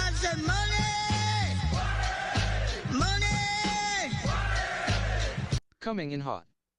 Thank you so much, Miss Dina. Still waiting, folks. Still waiting. Wow, Lily Flores. You guys are too freaking kind. Thank you all so much. Why is the robot not... Oh, here it goes.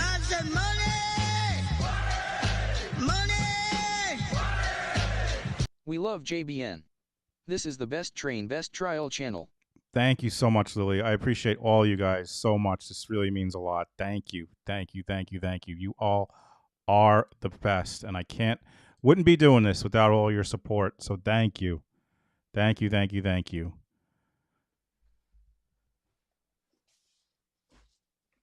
All right, guys. Remember Donnie said he sent a small box?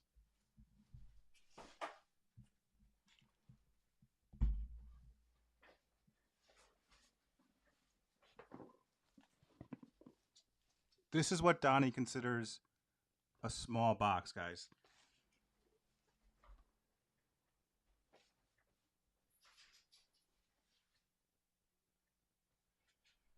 £22. By the way, if you guys missed it, tonight at 8, premiere from me, Wendy Adelson video. And right after, my premiere is 20 minutes. Right after, it's going to portal you into Shannon is working on a video right now. Shannon's working on a video on Wendy Adelson. And then hers is going to portal into Steve's premiere on Idaho 4. I'm gonna bunk with you, buddy. We're gonna be buddies. We're gonna be pals. We're gonna wrestle. Oh, we're back. We're back. Defense Attorney Meow just upgraded to Super Bow. Thank you so much, Defense Attorney Meow. All right, folks, here we go. Gonna have to wait on the boxing. J Buzz Nation, baby. Make sure you're subscribed to Publicly Buzzed. Make sure you're subscribed to my wonderful, wonderful wife who has had to deal with my tiny penis for so long. So check her out. Because I'm going to bunk with you, buddy. We're going to be buddies. We're going to be pals. We're going to wrestle around. Lisa says, I've been here way longer. This channel makes my days. Love to hear that, Lisa. Thank you so much for being a Super Bowl for 2 months. And by the way, folks, my latest video, what I did for the Super Bows and for my patrons was I released the video early just for Super Bows and just for patrons, and then it came out separately.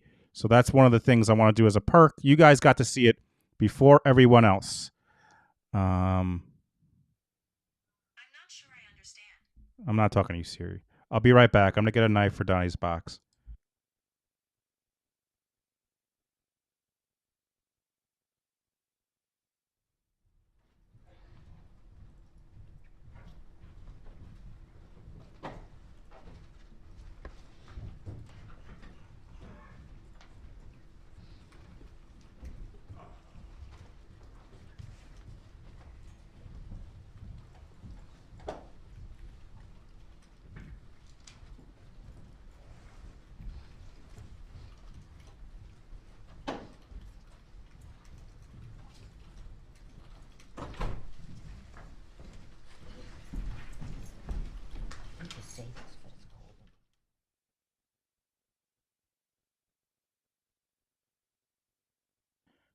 Seated.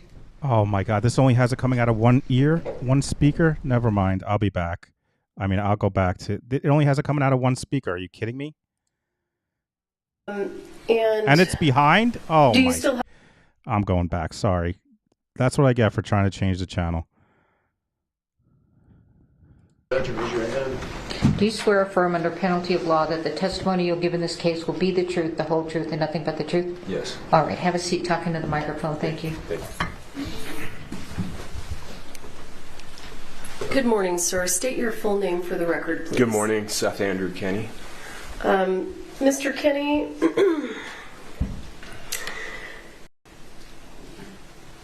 where to begin? In October of 2021, what kind of business did you run? I ran a prop and weapons supply house to the film and entertainment industry. Could be anything from theater, and also volunteer work associated with active shooter training. Okay. Wait, would you move that microphone a little closer to you there? Yep. If you can. All right. And do you still have that business? I do. How did you get into the prop supply business? I got contacted in about 2009. Had previously been consulting for a firearms business, indoor shooting range, and retail segment, as well as some law enforcement training. So there was a crossover. And from that, I met an individual that was working in the film industry. And at some point, he said he needed some help, and it was just going to be a 2-month thing. It turned into 15 years. Okay. And that individual, what kind of work did that individual do? He did a similar thing where he set up weapons, sent them out onto shows, and also worked as an armor on set. Okay.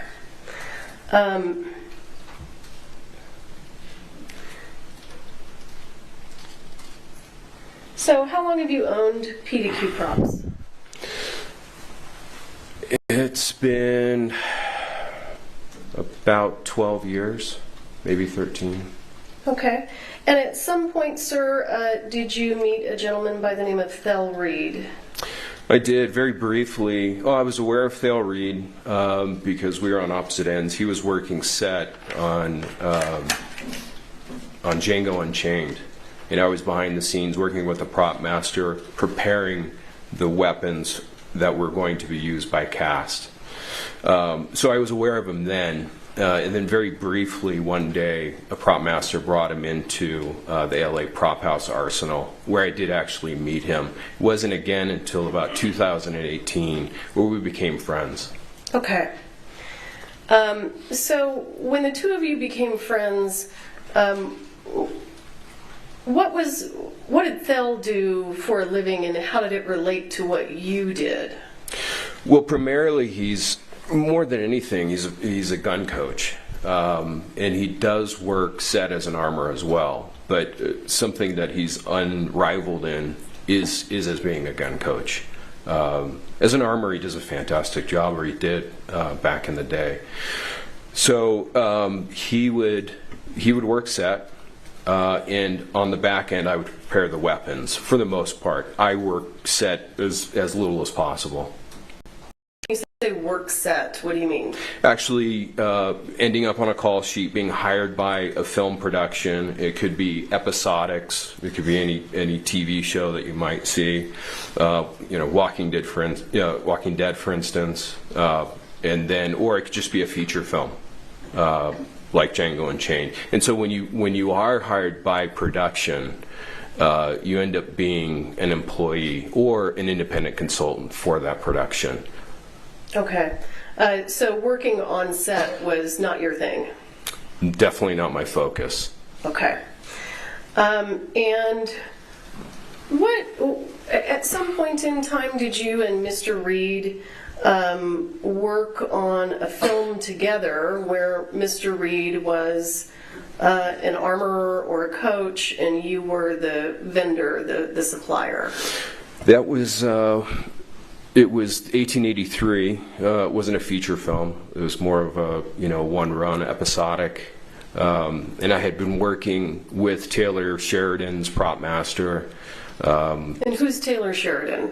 Taylor Sheridan is a writer-director of the Paramount production, and he's kind of created his own segment of Americana that's very popular. Are you talking about Yellowstone in 1883? Yellowstone 1883, Yellowstone 1923, Mayor of Kingstown, Sicario. He wrote Sicario, both, I believe. Wind River, amazing movie. Okay. That was actually the first time that I had been a provider consultant for Taylor Sheridan, was on Wind River. Okay. Wind River, amazing movie. Sir, we don't want your fucking reviews, Siskel. Let's jump back to 1883. Describe for the jury, please, how you and Mr. Reed sort of worked together on that series. Well, I had to push hard to get him onto the crew and hired. And so we talked about it, and I'm fairly tight with a prop master. Again, we've been working together since Wind River. And I convinced him to hire Thel. And to keep him on longer than most gun coaches or older persons would be allowed on set. Frankly, the Texas heat was just too much for them. And just so that everyone knows, approximately how old is Mr. Reed now? Exactly, I don't know, but he's got to be pushing 80. Okay. So, in what capacity was Mr. Reed hired on the set of 1883? Was he a coach or an armorer?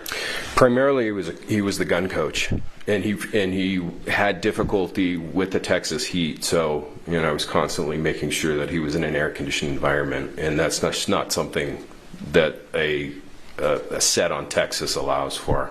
Sure. So, describe for the jury the kind of gun coaching that was being done on 1883. Well, it involved initially, it was pretty casual, and we were using replicas, and it happened to be Taylor Sheridan's private arena. When you say replicas, are you talking? This prosecutor needs to say, in 2 sentences and less, please tell me this without name dropping anyone and telling everyone how awesome you are, you stupid douchebag. Talking about real guns or fake guns? These are fake. These are fake guns, okay. Replicas. Yeah, and so that's where it started. It's kind of a meet and greet, and just get some of the basics down. And Thale, he's been doing it for so many decades, 60 plus years as a gun coach and armor. He knows small bite-sized pieces to the actors is best. Okay. So. Was there coaching sessions that included real firearms? There were. Then at some point it was decided, and I'm not sure who made that decision, that they actually wanted to set up a private range on a portion of Taylor Sheridan's private ranch with an appropriate backstop and it controls. And that is where the cast, it was a bit of a team building as well, learned about how the functioning of the firearms, and we were mixed between blanks and live. We had live ammunition in one area, and then take people off to the side and shoot blanks. And essentially, the safe distance on most blanks is about 20 feet. So we would take them away from the firing line and test and train them there. And primarily, they had gotten it by that point. They had really understood for their characters what they needed to be and do on set. So you mentioned that during these coaching sessions, some of the cast was shooting with live ammunition. Is that correct? That's correct. And do you recall what kind of caliber weapons the cast was using to shoot that live ammunition from? It was a mix we had available from memory, 12 gauge birdshot, just the basics of that. I don't think we even touched that ammo. The prop master had some guns that were chambered in .357, I believe, some lever actions, and also in .45 Colt or .45 long Colt. Both are okay. Both all right. terms. Can you explain to the jury? Well, let me ask you this. Do you know where the live ammunition came from that was used in those coaching sessions? I do. Well, where did it come from? The .45 long Colt came from Thale.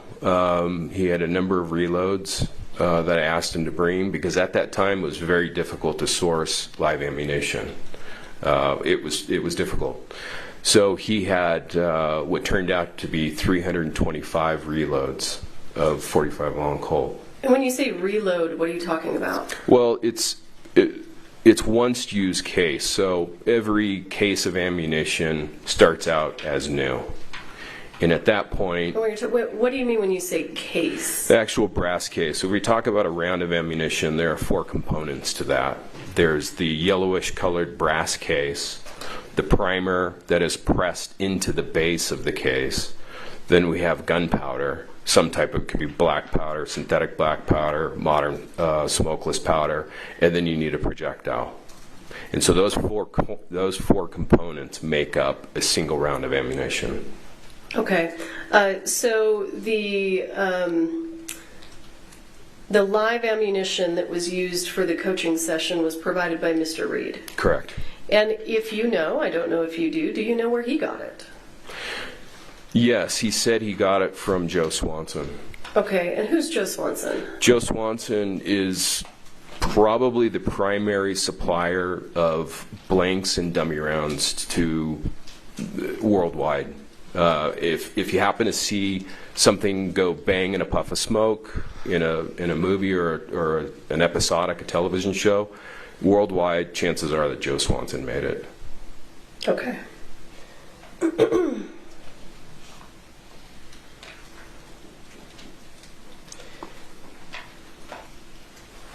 Now,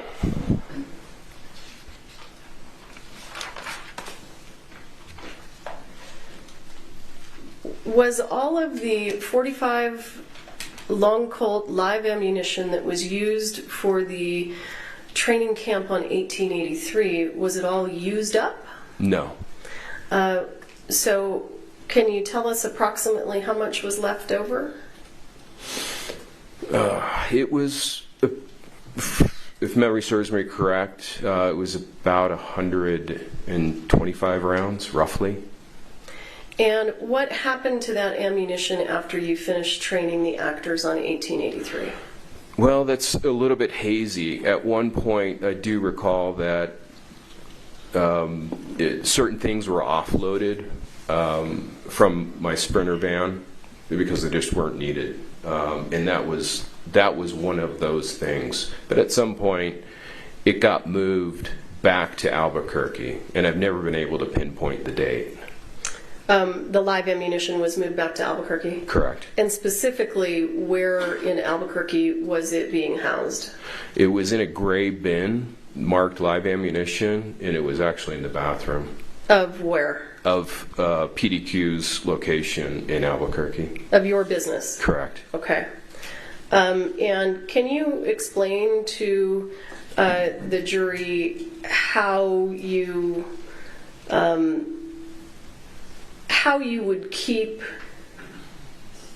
how did you know it was live, and how were you able to keep it separate from dummies and blanks? Well, it's obviously, it's a concern anytime you've got these things in, let's just say, one structure. And in this instance, always better to keep live ammunition near blanks rather than dummy rounds, because dummy rounds and live ammunition can look exactly the same. So if we were to look, if I were to set aside a single blank and a single round of live ammunition, it would be obvious which is which, just from looking at it. Okay. The same cannot be said for live ammunition. So these are things that should never be next to each other. Did you keep all of the 45 long Colt live ammunition in the gray bin? It was in the gray bin, and it was marked on two sides live ammunition. Did you have 45 long Colt live ammunition stored anywhere other than the gray bin at PDQ in Albuquerque? No. And do you recall a search warrant being executed at PDQ? I do. And when the search warrant was executed, were you present? I was. Did you aid the police? Absolutely. And did you provide law enforcement all of the 45 Colt live ammunition that you had at PDQ? Yes, and it wasn't spelled out in the warrant that way. If my memory serves me correct, the warrant specified that any live. Yeah, well, and it's okay. We'll move on from that. I understand your concerns. So let's not talk about the warrant, okay?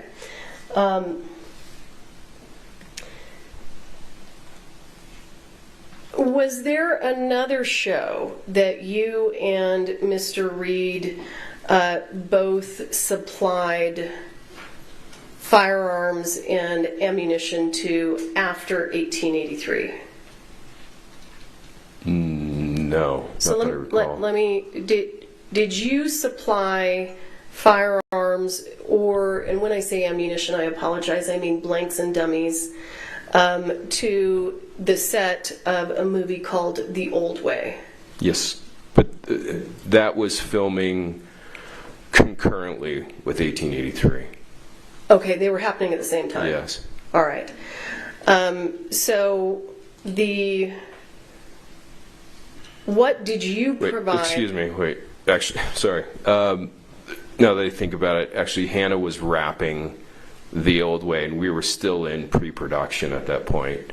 I don't think we had gone to camera yet. On 1883? Yeah. I remember being in Texas at the time when Hannah was wrapping out The Old Way, which is essentially concluding filming. No more camera work at all, right? She's packing up her guns, she's packing up her, her bags to leave Livingston, Montana, and we were still prepping to go to camera, but working for production on 1883. Okay. So you indicated that Hannah was involved in the movie The Old Way. Can you explain to the jury in what capacity was she working on that film? Well, it was her first solo lead as head armor, and Thale got in touch with me and said that... Hang on, I don't want any hearsay. Okay. So she was the lead armor, and that was the first movie she was lead armor on. Correct. Okay. Explain to the ladies and gentlemen of the jury what you supplied to the set of The Old Way. Roughly half the guns, most of them the long arms, which are lever actions, and shotguns, and single shot rifles as well. And then there was a mix of about 50% Thale, 50% PDQ supplied the blanks. I supplied 14 rounds of 38-40 dummy rounds, and Thale and Hannah supplied the balance of the dummy rounds. Okay, so you supplied the only dummies that you supplied to The Old Way were caliber 38-40. Correct. Did you supply any 45 long Colt dummy rounds to the set of The Old Way? No, I didn't have any. And you only supplied 14 38-40 dummies? It's all I had, yeah. Okay. And it's your understanding that Mr. Reed and Ms. Gutierrez supplied the remaining dummy rounds to that show? Yes.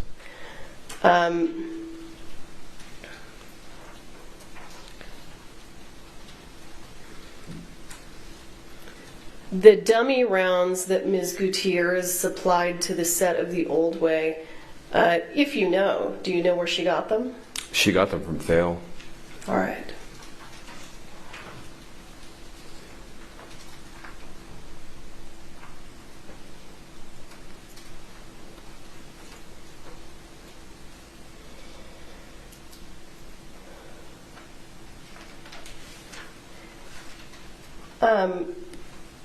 Do you source a lot of your ammunition from Mr. Swanson?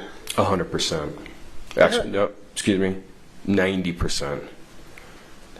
And do you source from Mr. Swanson? And again, not ammunition. Understood. Dummy rounds and blanks. Okay. Do you source both dummy rounds and blanks from Mr. Swanson? Dummy rounds 100% from Joe Swanson. Okay. I think we should look at some pictures if we can get set up. All right, they're going to set up Bowles. pictures. This should take 10 hours. These are all... Still haven't figured it out. All right, this is the nice thing about being behind. We can fast forward, but now we're live. Good, thank you. And sorry about this error message. My counter is not working. I don't know why.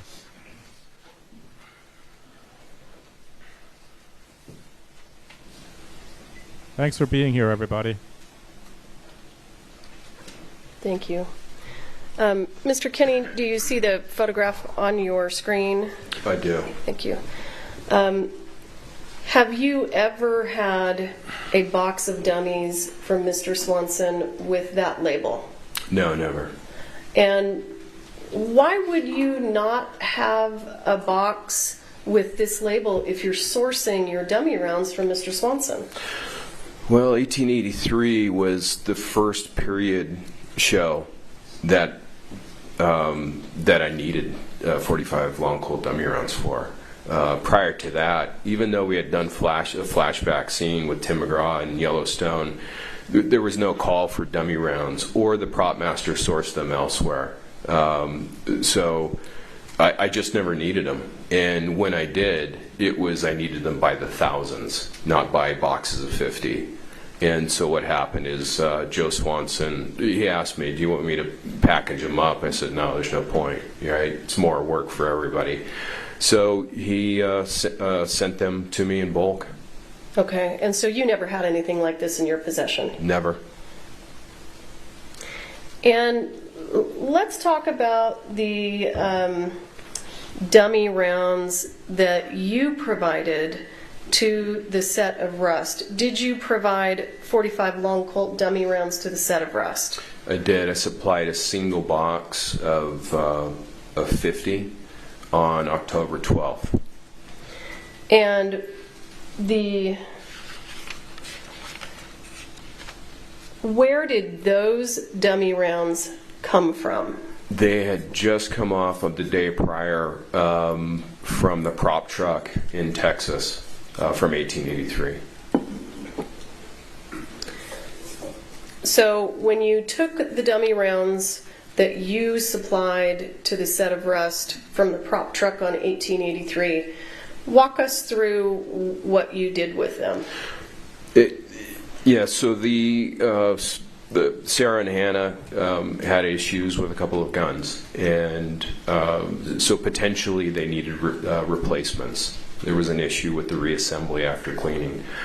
So I pulled some of PDQ's inventory from the 1883 prop truck to make sure that I had something to replace. Unfortunately, I couldn't find a 45 long Colt chambered gun that matched what they had on Rust, but I did find one chambered in 4440. So I took that gun, a box of 4440 dummy rounds, and also spotted some antiqued 45 long Colt dummy rounds in bulk, and put them literally into a double bag of some type of grocery store bag. And those three items went into my Sprinter van, and I drove straight from that set to my PDQ's location in Albuquerque. And when you got to the PDQ location in Albuquerque, what did you do with the 45 long Colt dummy rounds that you brought from 1883?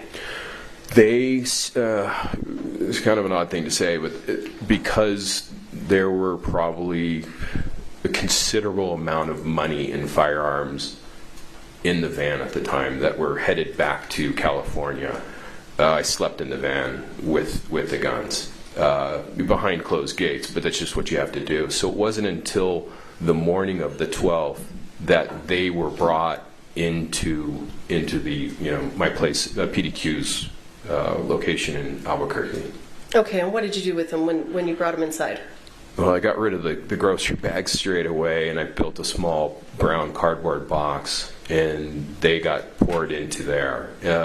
Sarah Zachary was running late, and when she showed up, I was able to reassemble and test the gun. And let me stop you real quick, just so that we're connecting all the dots. Why was Sarah Zachary coming to PDQ on October 12th? Well, she needed to find out whether or not I could quickly reassemble the gun without issue and make sure that it was ready to be used on camera for Rust. And were you able to do that? I was. Okay. But she ended up running probably 3 hours late, and I had nothing else to do. Essentially, I was just waiting to meet with her and drive to California. So while I was sitting there doing nothing, I looked at these overly antiqued rounds that had been dipped in a chemical that patinaed not only the lead bullets but also the cases very heavily, too heavily, and they didn't look right. They didn't look right for camera. So I just sat there and decided, well, I'll just see what it looks like after I polish them up with some Quado steel wool. Honestly, he reminds me of Alex Murdaugh. He just thinks he's spinning a yarn and everyone is just loving what he has to say when really everyone's like, what a freaking douche. And that's what I did. What I realized, though, too, is that some of the chemicals seem to have leaked into the case, and some of the rattles seem muddy.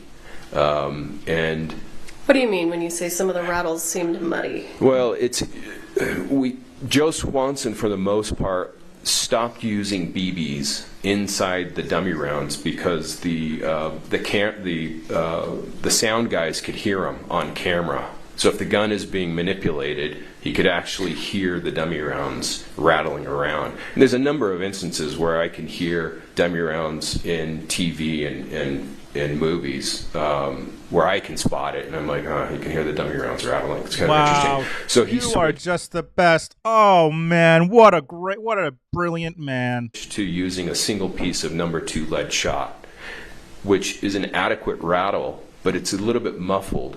And I suspect what had happened is the chemical had caused some kind of gooey layer, to my best guess. And so I noticed that some of they just didn't sound safe to me. They just didn't sound like I wanted, Hannah and Sarah to have to be dealing with something that seems odd. And so I selected, before I sat there and polished each dummy round, I had to make sure, one, it rattled before I spent a minute polishing around. If we're talking about a box of 50 plus writing a label on both ends, I sat there with this box for an hour. So they got rattled before they got polished, and then re-rattled to make sure they would rattle without issue, and then individually inserted into the box. Okay, hang on just a second. Seth's the kind of guy that has to take a group picture with the group, and then he holds the phone and takes a selfie with it.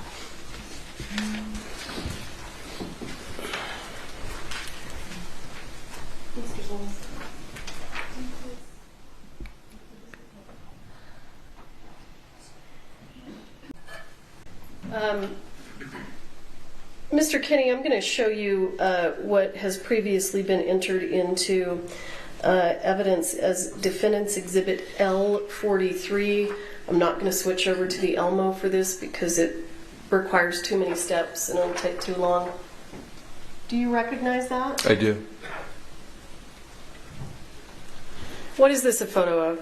It's a photo of the brown cardboard box that I had just taped up to purposely hold those aged dummy rounds, and you can see in the picture what they look like before being polished with Quado steel wool.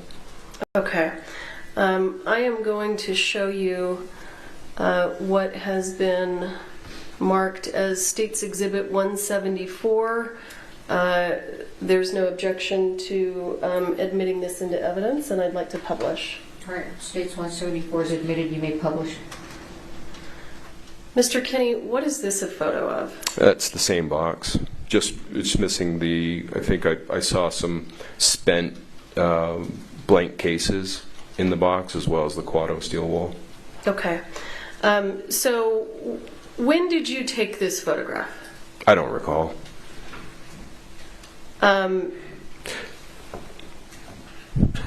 Is this a photograph of the dummy rounds that you provided to the set of Rust? That's correct. So it would have to be the picture was either taken on October 12th or after.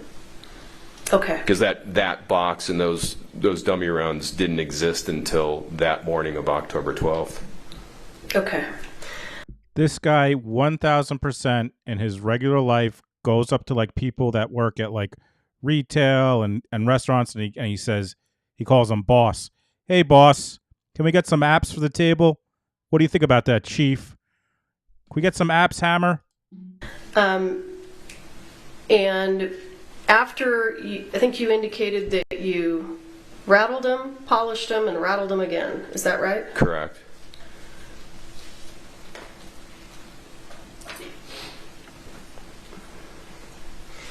And how did you provide them to the set of rust? Were they in a bag? Were they in a box? They were in a white box with white gaffer tape, which is kind of a pattern tape, very strong. And I hand wrote in blue Sharpie ink on both ends of the box what the contents of it were. All right, I'm going to show you what has been previously entered into evidence as State's Exhibit 48. Do you recognize that? I do. What's that? That is the box of dummy rounds that I supplied to Sarah Zachary on October 12th.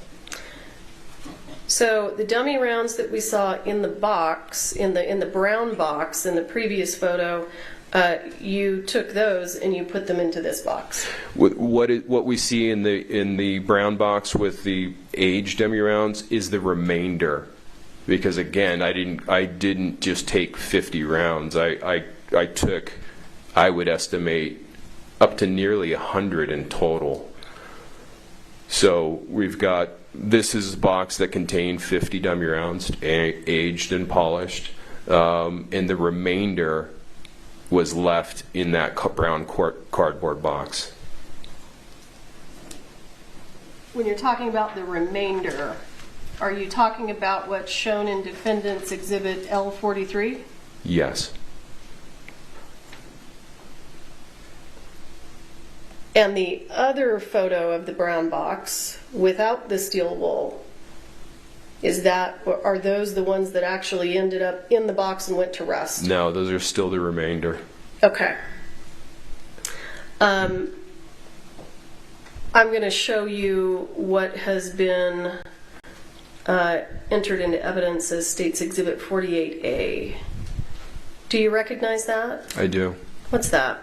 It appears to be that same, the foam insert and dummy rounds, the polished antique dummy rounds that I gave to Sarah Zachary on October 12th. Although one of them appears like it doesn't belong. You talking about this one?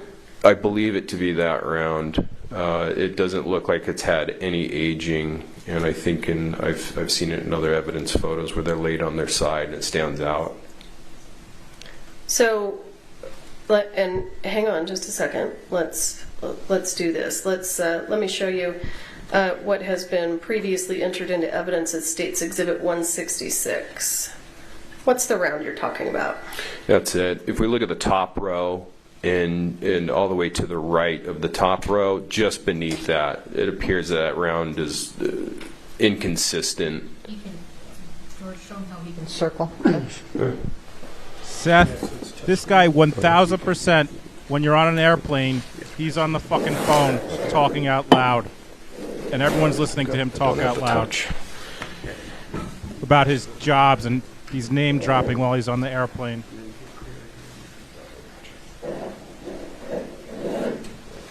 So that round that I've circled in red does not appear like the others, and I have a tough time thinking that I would provided that round. Okay. And after you gave the box to Ms. Zachary and it was taken to the set of rust, do you know what was done with it after that? No, I had, even if she left it in her car, I had no idea what she had done with it. Okay. Whether or not they used it or not. Okay. I'm going to show you what has been previously entered into evidence as when he texts, he has the typing sound, the typewriter sound, really loud. State's Exhibit 39. Do you recognize that? I've seen this photo before, yes. Do you recognize the dummy rounds that appear to be in the belt? Is it hard to tell from this photo? It's hard to tell, yeah. Okay, so let's and the shadows in the photos make it difficult as well. Okay. Let's go ahead and move to State's Exhibit 40. This is previously entered into evidence. Does that photo help? It does. So I believe we've heard testimony that these are, from the crime scene specialist, that these are the rounds that were taken out of the belt. Do those look like your rounds? They do. They're definitely similar.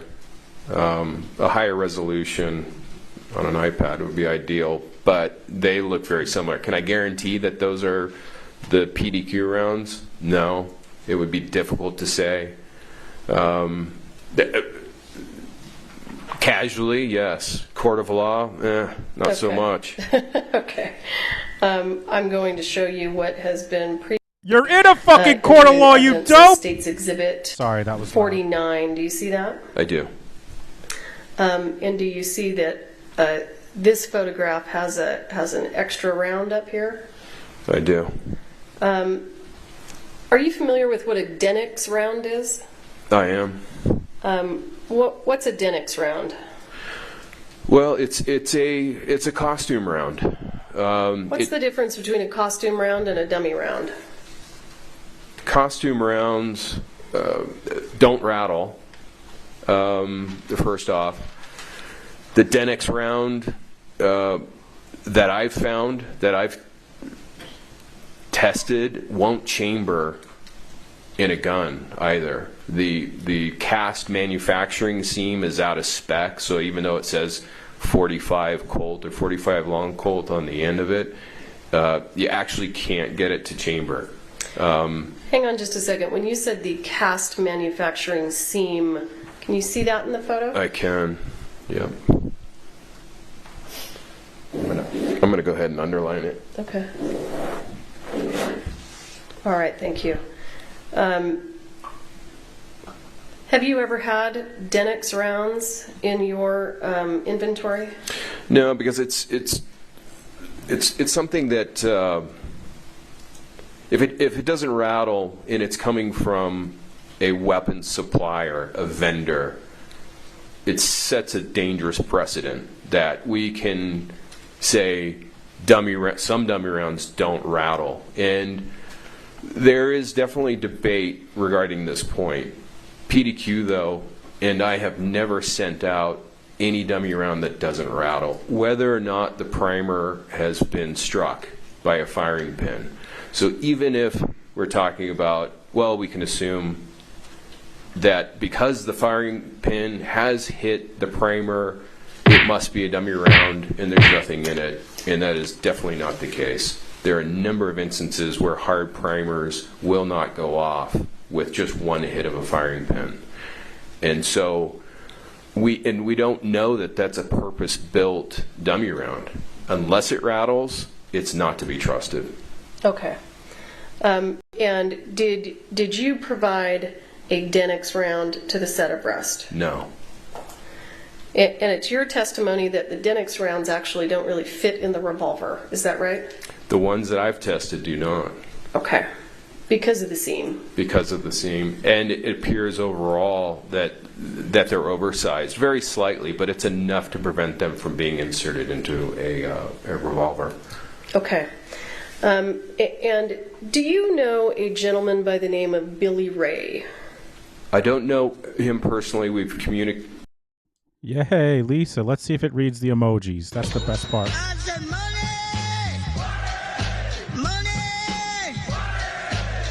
Gorilla oncoming fist cat, two men holding hands. Thank you so much, Lisa. Actually, no, excuse me. Let me back up. We did meet briefly. We met briefly. He owns a similar company. This guy is so full of shit. That's like the third time he's answered and then says, wait, hold on. No, that's not right. Like, he's so full of shit that his initial response is to not tell the truth. And he has to say, wait, hold on. That's like the third time that's happened. He's answered a question and says, wait, hold on. He's so full of shit. His instinct is to just say some bullshit. Providing weapons and props as well as dummy rounds and blanks to productions. I believe he's a set design. Did you reach out to Billy Ray with regard to supplying dummy rounds to the set of Rust? I did. Again, PDQ, everything we had slated in inventory was to be used on 1883. So we didn't have any 45 Colt dummy rounds. So I reached out to Billy Ray by text and asked him if he did have any in stock, because they needed more. And did he have any? He did not, but what he did have, which appears on camera, and to anyone else, if you were to insert what he did have into a leather gun belt, from 3 feet away, you wouldn't know what was in that gun belt. And so what he had was very specifically, he got back to me and said, I have 98 44-40 dummy rounds and 42 38-40 dummy rounds. And were those provided to the set of Rust? He met up with Sarah Zachary, and that's how they ended up, I'm assuming, on set. And are you the person that connected them so that Ms. Zachary could obtain the dummy rounds? Yes. So, to the best of your knowledge, did Billy Ray provide any 45 long Colt dummy rounds to the set of Rust? No, I mean, he was very specific. I mean, casually you'd say, well, I've got 3 boxes, that'll work. But he went into greater detail. Okay, and let me stop you there. And when you were talking about having a 38-40 or a 44-40 dummy round in a gun belt, you said that the viewer wouldn't know what they were looking at. That's correct. And is that because they look very, very similar to 45 long Colt? Yes. Okay.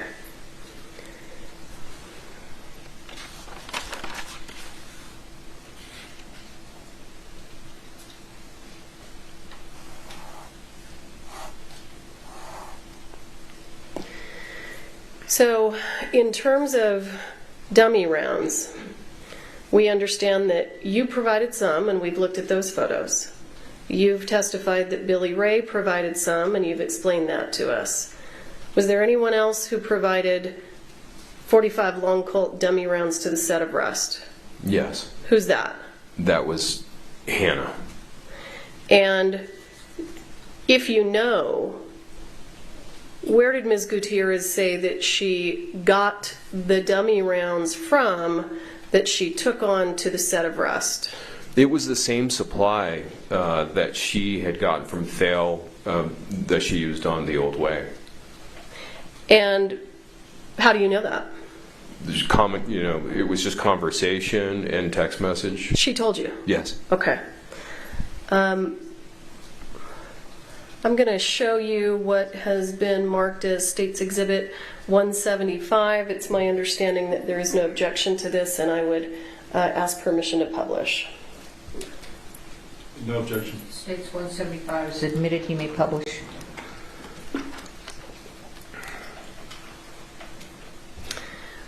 Sir, have you seen this before? I have. And what is this? It's a conversation. Who's participating in the conversation? Sorry, I've broken my glasses. Yeah, it's a text conversation between myself and Hannah. And what's the date of this conversation? Again, I'm sorry, I don't have my glasses. October, was it 5th? Do you need some readers? I probably have 5 pairs. No, the new prescription. I broke my glasses, and the new prescription it makes me feel nauseous. So let's see if I take a picture of it. Does that help you? Oh yeah, October 5th. Okay. What are you and Ms. Gutierrez talking about here? Well, we're talking about the let's see. Well, what specifically? There's a few dates in there. Go ahead and just take a moment and review it, and then I'll ask you some questions about it. Well, I'm asking her about how she was looking on, for leather. And when you say leather, what do you mean? It would be primarily gun belts, but it could also mean bandoliers as well. I don't recall that Rust had call for bandoliers. It was just primarily, gun belts and holsters. Each gun belt can hold up to 18 rounds of Okay. dummies. So to kind of move through this in this text conversation, does Ms. Gutierrez indicate to you that she can't find any of the dummies? I just came in late. This guy's even annoying when he's looking at the fucking monitor. He can't even do that normally. Yeah, and she mentions, some of them are still in the belt and in the belts. So hang on. Yep. When she says she can't find any of the dummies, what is your response? Sorry about this. What happened to the dummy? Yeah, what happened to the dummy rounds from TOW, which is an abbreviation of the old way. Okay. And what's her response? Some of them are still in the belts. Yeah. And then, what do you explain to her? Something about dummy rounds don't get returned. What are you telling her? And let me know if you need me to. Do you need me to make it bigger? I might as well just pull it up on my phone. Is this guy fucking serious? Yeah. So I was just explaining, to her that she needs to, let me know, or as a normal course of business moving forward. Now that she's no longer underneath her dad's wing, that if something gets lost or damaged on set, the production needs to pay for it. You said that's an L&D. What does L&D mean? Lost or damaged. Okay. And in this instance, she's just saying, essentially, yeah, they fall, just commonly, the dummy rounds fall out of gun belts for stunts, or even maybe picked up for souvenirs by extras or actors. Who knows? Okay. And Ms. Gutierrez responds, and she actually, I think, confirms what you just said. Isn't that right? Yes. She says, you never mentioned this. I definitely lost some off of the belts during the action scenes. Right. She says maybe like 50 total. I'm not sure. And then she says, so I have to round those up tomorrow and count these? Yep. That was the conversation.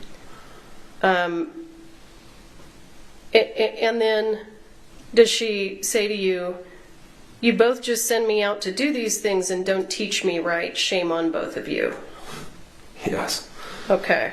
And you respond, you're a naughty child. I'll let Papa handle this one. Right. Were you joking? Partially. And what was her response? So what if I need more? You guys freaking blow. Okay. So, based on State's Exhibit 75, was it your impression that Ms. Gutierrez was bringing dummy rounds that were already loaded into gun belts? Absolutely. Not only that, but we were counting on it. What do you mean you were counting on it? Because everything else from PDQ was slated for 1883. In fact, some of it wasn't even manufactured yet, so there was just no inventory. And the only way that they were going to have dummy rounds on Rust is by reaching out to other suppliers in the business, and they needed them straight away. And Billy Ray happens to be in Albuquerque, so that's a straightaway solution. Okay, was it your understanding from that conversation with Ms. Gutierrez that the dummy rounds that she was providing to the set of Rust were left over from the old way? Yes.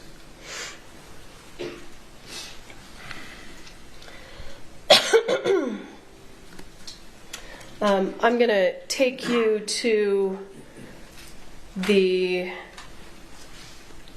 October 21st, 2021. Do you recall that? Yay, Robin. Welcome to the Bows. Thank you so much, Robin. Capri Sun's in the chat. That day? Yes. And let me ask you, prior to October 21st of 2021, were you ever physically present on the set of Rust? No. When was the first date that you were physically present on the set of Rust? It was when the Sheriff's Department executed the warrant on the prop truck. And why did you need to be present for the Sheriff's Department to execute the warrant on the prop truck? It wasn't that I needed to be, as much as I felt I wanted to be there to facilitate. And how did you intend to facilitate? But just to be available to answer questions that may have come up. In addition to providing blank ammunition and some dummy rounds to the set of Rust, did you also provide firearms? Yes. Approximately how many firearms did you provide, if you recall? Approximately 30. And do you know where the 30 firearms that you provided were being stored? They were being stored on the prop truck, in the safe.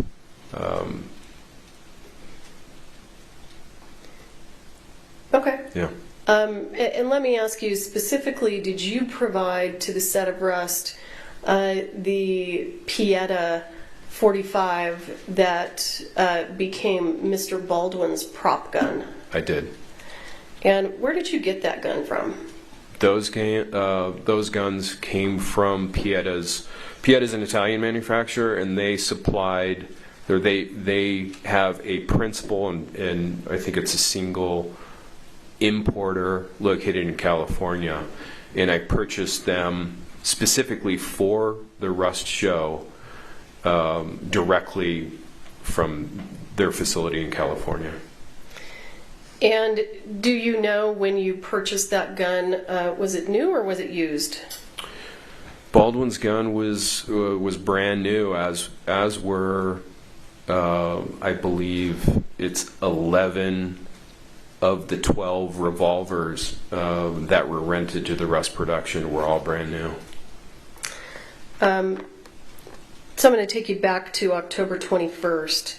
On October 21st, did you find out that there was some sort of an injury that had taken place on set? I did. I missed a call from Sarah Zachary, and quickly thereafter she sent me a single word by text in all caps, emergency. And when you received that text, what did you do? I called her back within a few minutes. Okay. And let me ask this. During that conversation, did you tell Sarah Zachary to do anything with any of the dummy rounds or firearms or anything like that on set? No, absolutely not.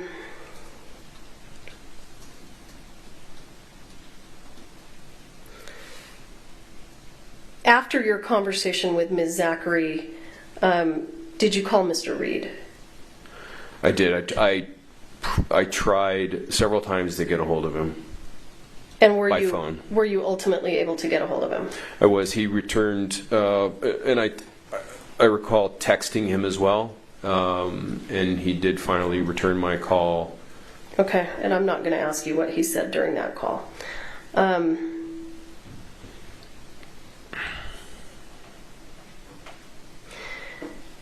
During the filming of Rust, did you occasionally communicate with Ms. Gutierrez?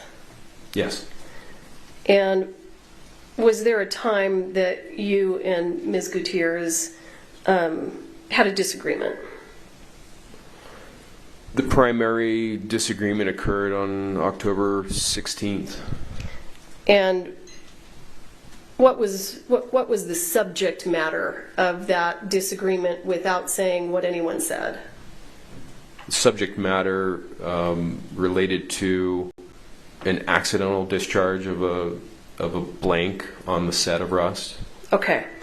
After the disagreement that you had with Ms. Gutierrez on October 16th, did you, if you recall, did you speak to her before this, between the 16th and the 21st? No. And Why weren't you speaking to her? Was there anything that she did or said during the October 16th conversation that was upsetting to you? Well, it was clear that she was emotional. She sent me a text message back that had a number of expletives associated with it, and so, you know, I just felt that she needed some space, and maybe an apology was due, and I was just going to give it some time. An apology was due to who? Well, I thought to me. Okay. Of course you did. Of course you did. Understood. You douche. Sir, did you provide any live ammunition to the set of Rust? No. Did you ever give any live ammunition to Sarah Zachary? No.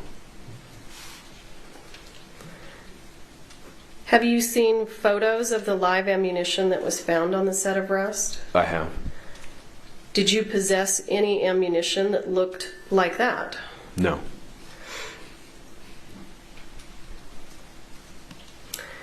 At some point in time after on the 21st, did you become aware that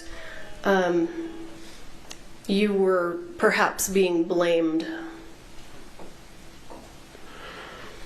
I started to sense that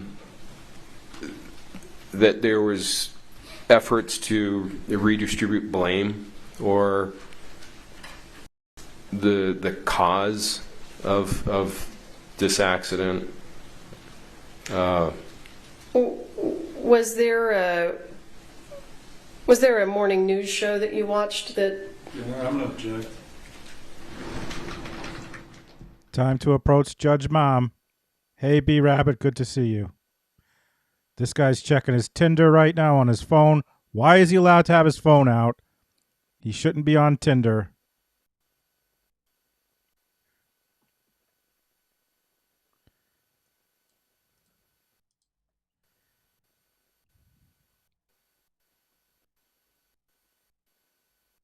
All right, we're back to live. We're back to live.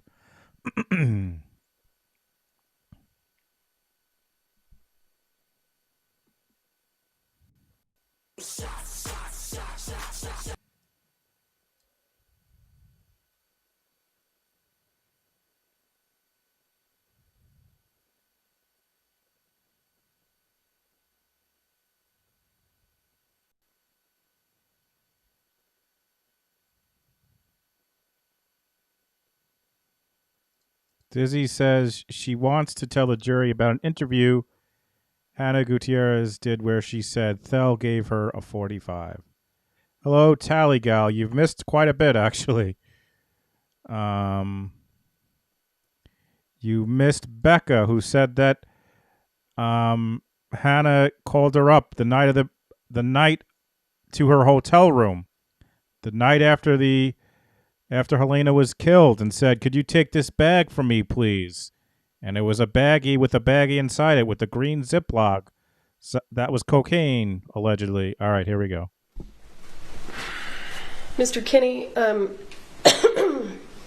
did you see a morning news show? I have seen one. I'm talking about a morning news show where... That is just the total douchebag. That is the essence of this fucking douchebag. Like, he takes that moment. He knows what she's talking about. I have seen a morning news show. He thinks he's so fucking funny and clever and that everyone loves him. What a fucking douchebag. Did you see a morning news show? I have seen one. I'm talking about a morning news show where fucking Mr. Bowles and Mr. dick. Reed were You the guests. asshole. Yes, I do remember that. And did anything about their statements on that morning news show cause you to believe that you were perhaps being targeted or blamed?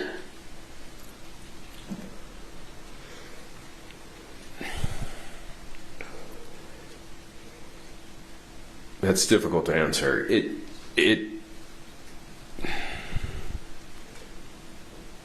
it started to feel I don't know if that's an appropriate word. It started to feel, knowing Phil and having been friends with him for a few years at that point, I understood who he was and how much he loves his daughter. So I felt like what was about to happen, that was the very beginning. And that was essentially to ultimately try to pin the live ammunition on the set of Rust, that somehow it came, through me. Okay. And Mr. Kinney, did Ms. Gutierrez, with the assistance of Mr. Bowles, file a lawsuit against you? They did. It was, give or take a couple of days, January 12th of 2022. And when the lawsuit was filed against you, at that point in time, did you fully understand that you were being blamed? At that point, it was quite clear. Okay.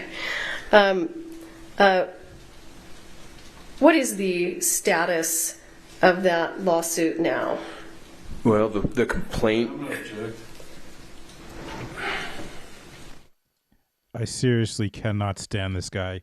This is a guy that I would not be able to control my facial expressions. Like if this is a guy that I wouldn't be able to, like, this is a guy who would know that I know, he would know that I hate him. I wouldn't be able to handle it.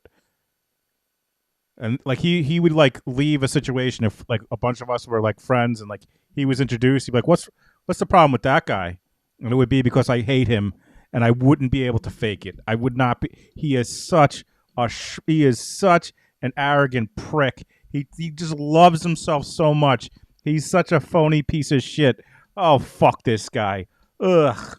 I feel disgusted watching him. I'm gonna have to take a shower at lunch just from watching this fucking piece of shit.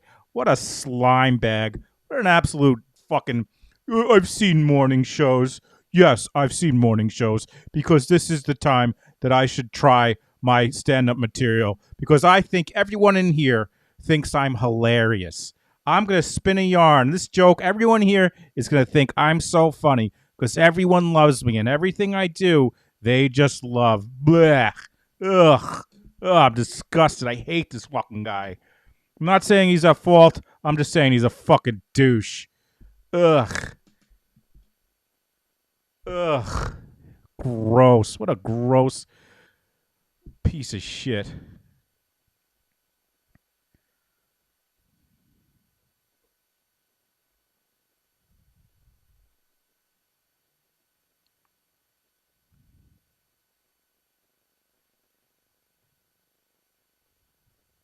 With his stupid hair and his stupid face and his stupid voice.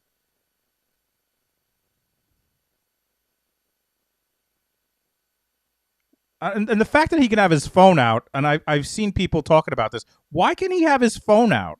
Why is he allowed to have his fucking phone out? Put it in your fucking pocket.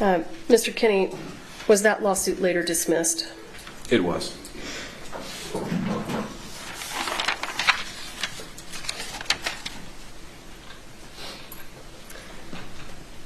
I'll pass the witness. Pass him off a cliff. JK, I don't condone violence. Oh, God, this is going to be fun. These two going at it? Oh, boy. Cross-exam. Here we go. Thank you, Your Honor. Good morning, Mr. Kinney. Good morning. We've met over Zoom, but we've never officially met in person until this morning. Is that correct, sir? It is. Okay. Mr. Kinney, I want to walk you through, to start with, the 1883 set. And I think initially, Thel Reed had brought live rounds in a green ammo can. Is that correct? That's correct. They were, and specifically they were reloads, yes.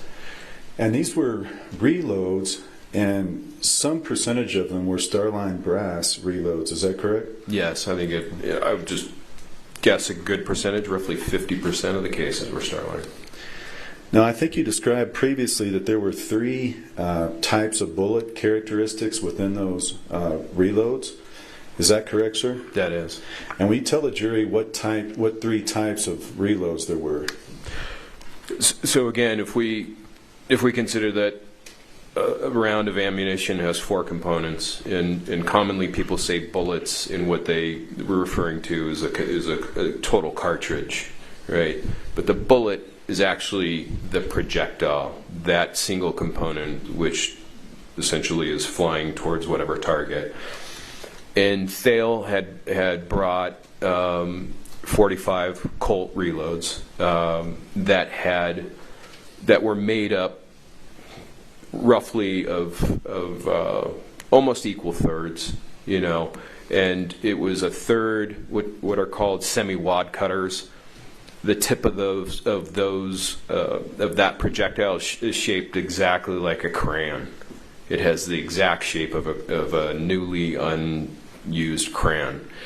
Then there was another bullet profile, a truncated cone, which kind of has the spaceship look to it.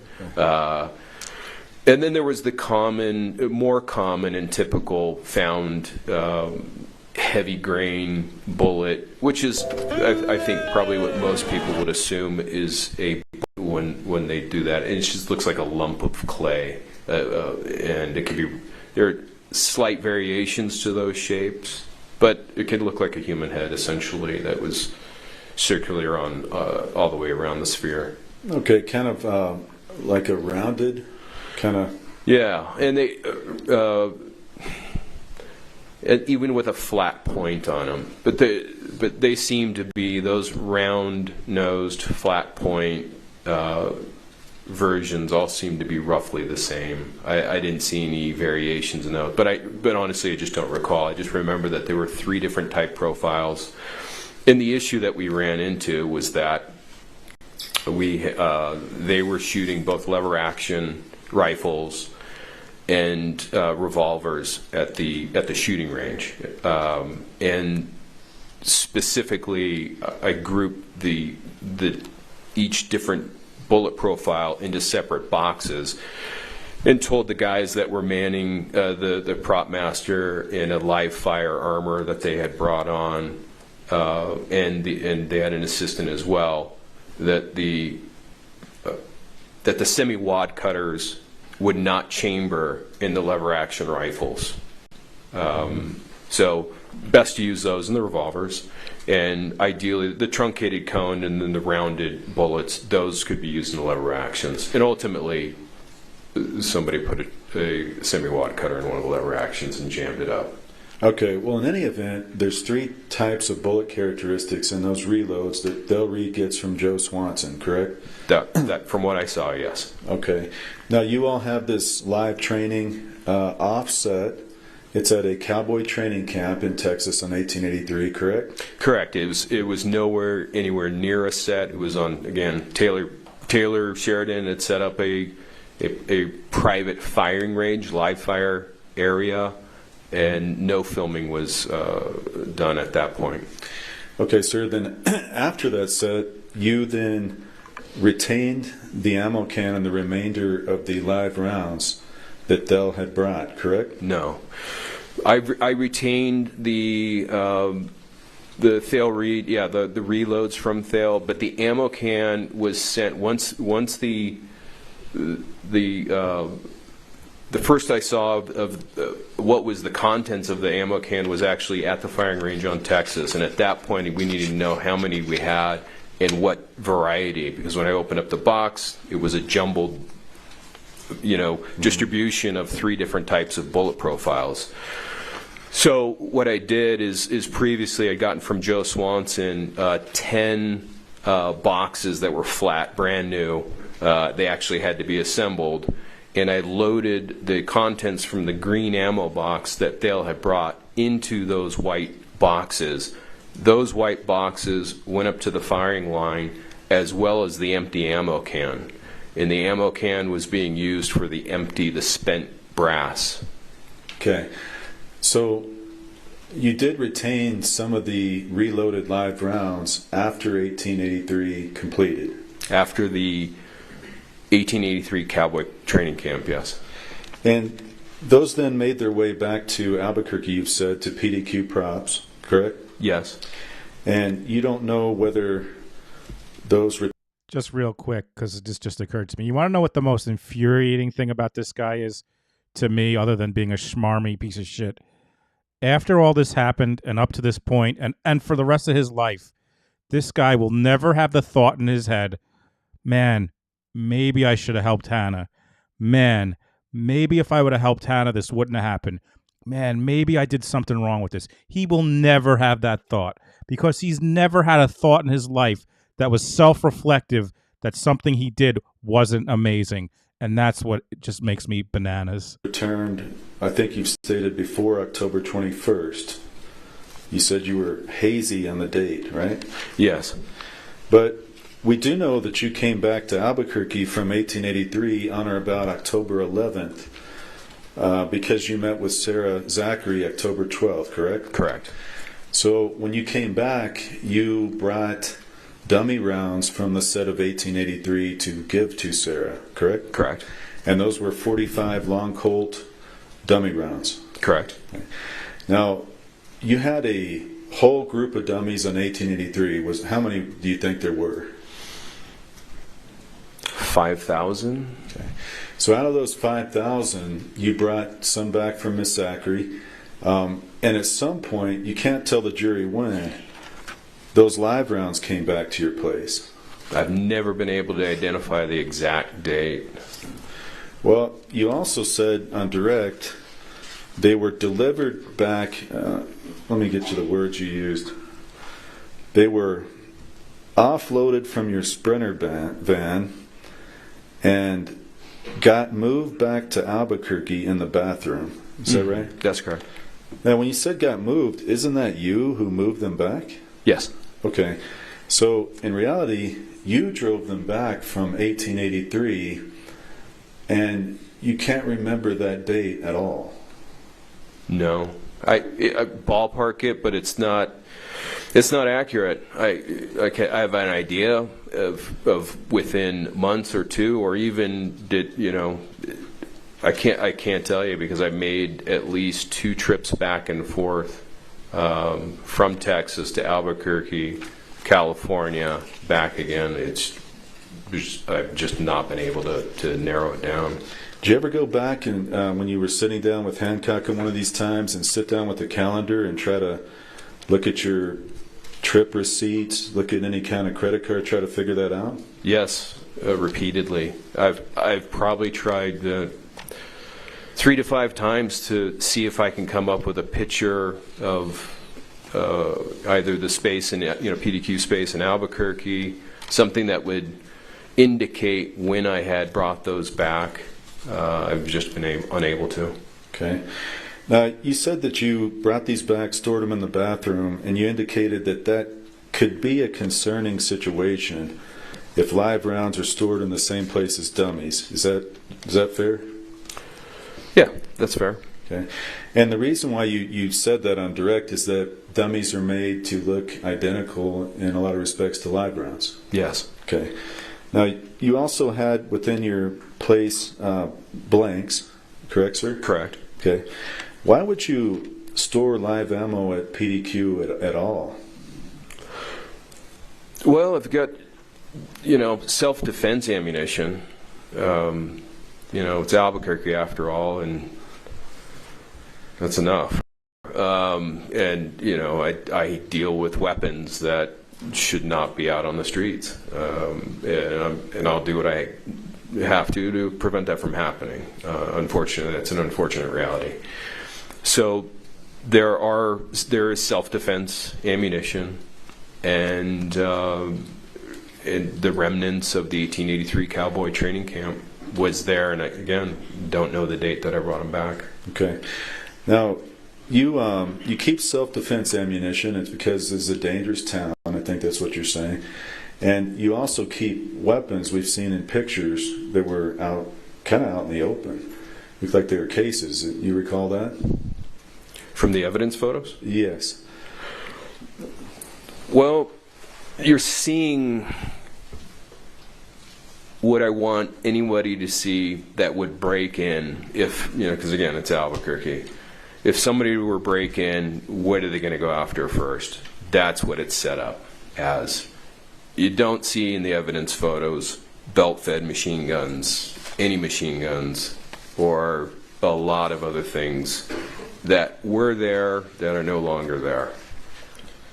Okay, so you had belt-fed machine guns too? Oh, yeah. And machine guns at this shop as well? Yes. Okay. So you wanted people to see the, and let me just show you, Defendant's Exhibit L14. Yes, sir. Thank you. See, this man is now dealing with someone who is smarter than him. And he thinks he's smart. Seth thinks he's smarter than Bowles, but he's not. And he's about to get destroyed because he's an idiot. Because he's an absolute moron. He's going to really look stupid right now. He's already looking stupid. The only reason the prosecutor didn't make him look stupid was because she's on his side. 14. And if you could describe, is this a picture inside PDQ props? It is. Okay, sir, can you tell the jury these items, what type of firearms those are? Well, they look to be long arms, obviously because of the length, but what's inside those gun socks is a mystery. It could be anything from replicas, non-functioning shotguns, could be anything. So these were there on October 21st. Are you telling the jury you don't know what was inside those socks? Definitely not. I have hundreds of guns. Okay, are they... What? Oh my God, this fucking guy. This fucking guy. I have no idea. Could be live bullets. You don't know. I have no idea. This fucking guy. Oh my. Took like 3 seconds for this defense to dismantle this moron. Are these hundreds of guns inside PDQ props? Yeah, as well as replica and rubber as well. And replicas they look exactly like a gun, but they are not. And if that's not how do we know that's October 21st? First of all, that shouldn't be. Not October 21st. I'm sorry. I'm getting my date. Yeah, thanks for reminding me. Okay. This was the month after in November. This is the search warrant photos. Yes. Yeah. I apologize. You're right. Okay. Yeah. So that was in November. And Mr. Kinney, what is this on the? Are these some rounds on the ground here? Everything in this room are going to be blanks or dummy rounds. Okay, but I see them kind of laying in bags on the ground. Is that correct? Yes. So, did you have any kind of? Oh, first of all, before I ask you that, you have a lot of boxes stacked up on the shelves here. Do you see that? Yes, and that shelf holds entirely blanks. Okay. Did you have any sort of written inventory system for all your boxes and?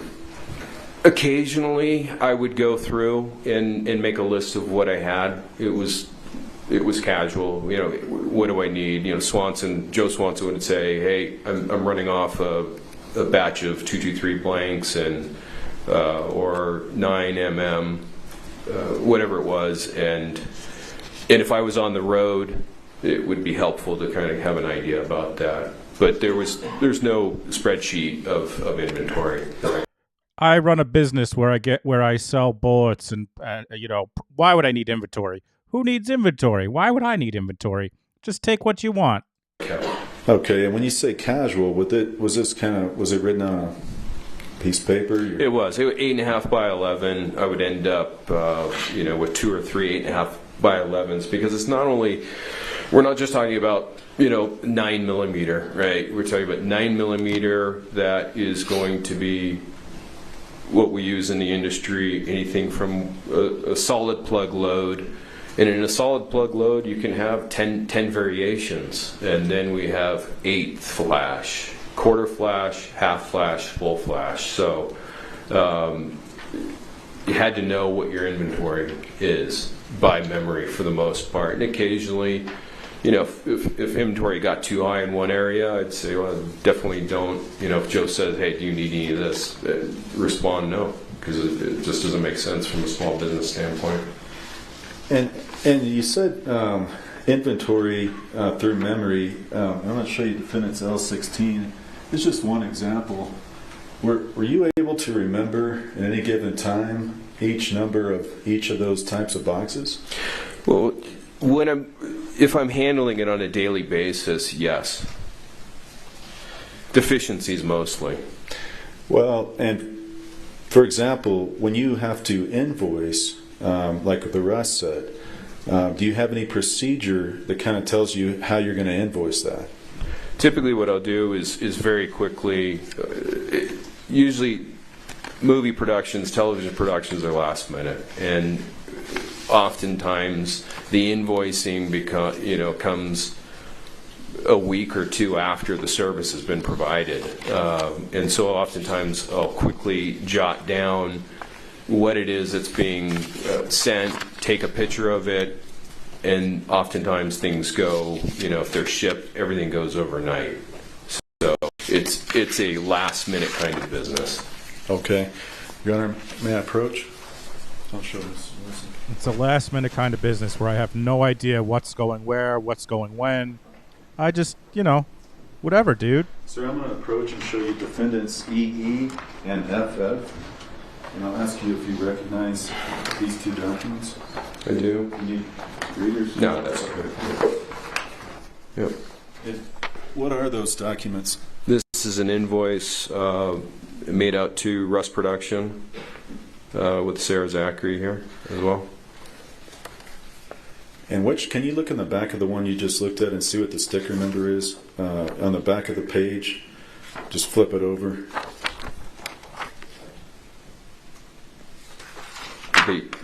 Yeah, that little sticker. FF, does that say that? That says FF. Yeah. Okay. Yeah. So you just read for the record from FF, and what is EE? The other exhibit? You haven't introduced these. No, I was just going to ask to move them in, Your Honor. Just have them identify EE. Okay. So FF is an invoice for blank ammunition as well as dummy rounds. Okay, and is that your invoice, sir? Yes, it is. And is it the same for EE? If you could take a look at that. And this EE is an invoice for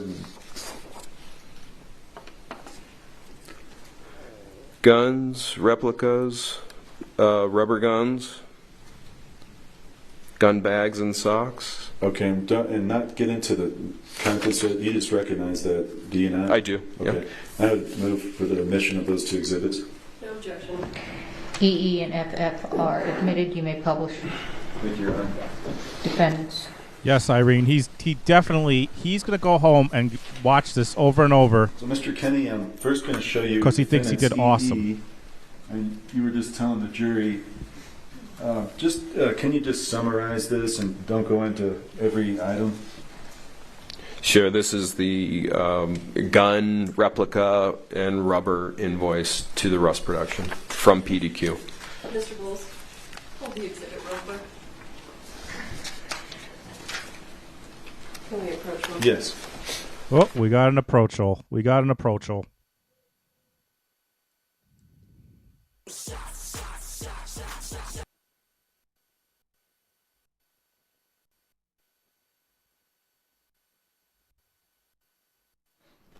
Okay, Mr. Kenny, if you can just summarize that for the jury. So that invoice is from PDQ to Russ Production for firearms, replica firearms, as well as rubber firearms.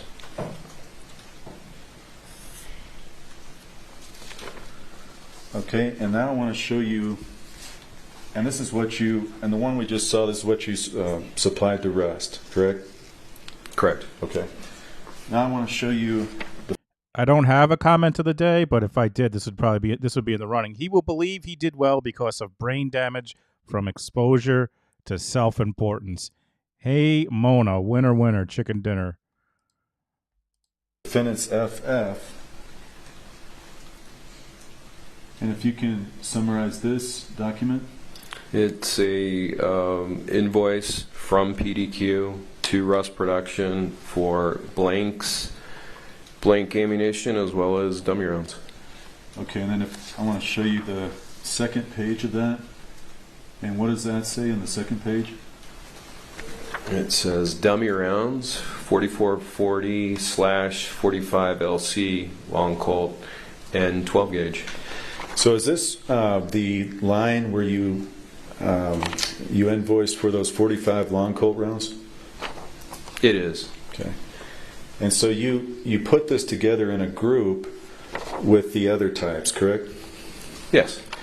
And the numbers on the left column, so you start at your dummy rounds, 44, 40, 45, then there's a number 200. Is that the quantity? That is the quantity. And then the price per item is right next to that, is that right? That's correct. Okay. Now these dummy 45 and other dummies, did you rent these to Rust? I did. What was listed there is not inclusive of actually what was provided to Seth. There were some, as I recall, there were some 44 Henry dummy rounds, possibly some 45-70. I don't recall exactly. So were there other invoices? No. Okay. So there were certain items that you did not invoice for. That's correct. Okay. And did that also include what's called primed cases? No, prime cases would not be in the dummy round line of the invoice. That would be listed out separately, because one is a consumable, the other one is a rental, and prime cases would be a consumable. And I want to talk a little bit about that, but you provided Sarah Zachary some primed cases for Rust, correct? Not that I recall. I mean, I'd have to look at the invoice. Okay. What is a primed case? A primed case is simply that. It's a ammunition case that has a primer without gunpowder. Typically, Joe Swanson crimps the end because what happens is that they're too long. If he doesn't crimp the end, they're too longer to actually be functional in a revolver. And they're simply, like a loud cap gun when they go off. They're good for training. They're good for around horses and kids.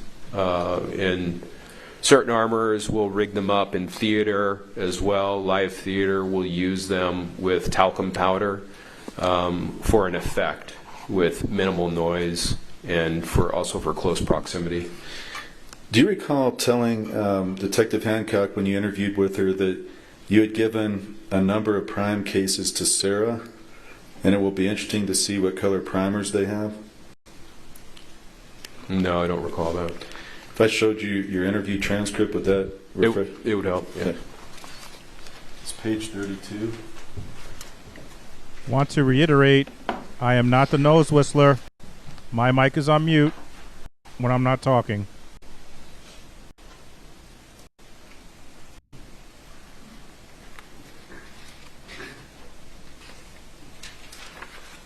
Okay, sir, if I can have that back.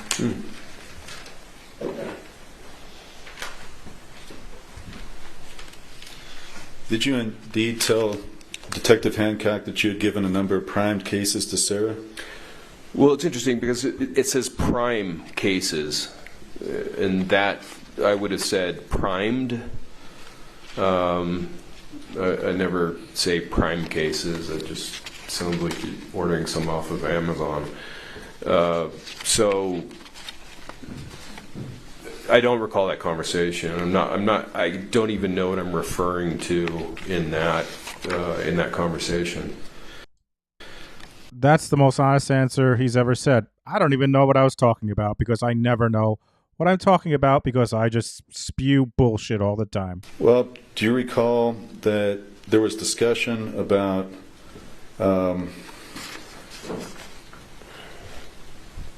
those being there and that you looked for a picture to show Hancock? No, I don't remember. Okay. Do you recall stating that chances are they'll all have the same color primer?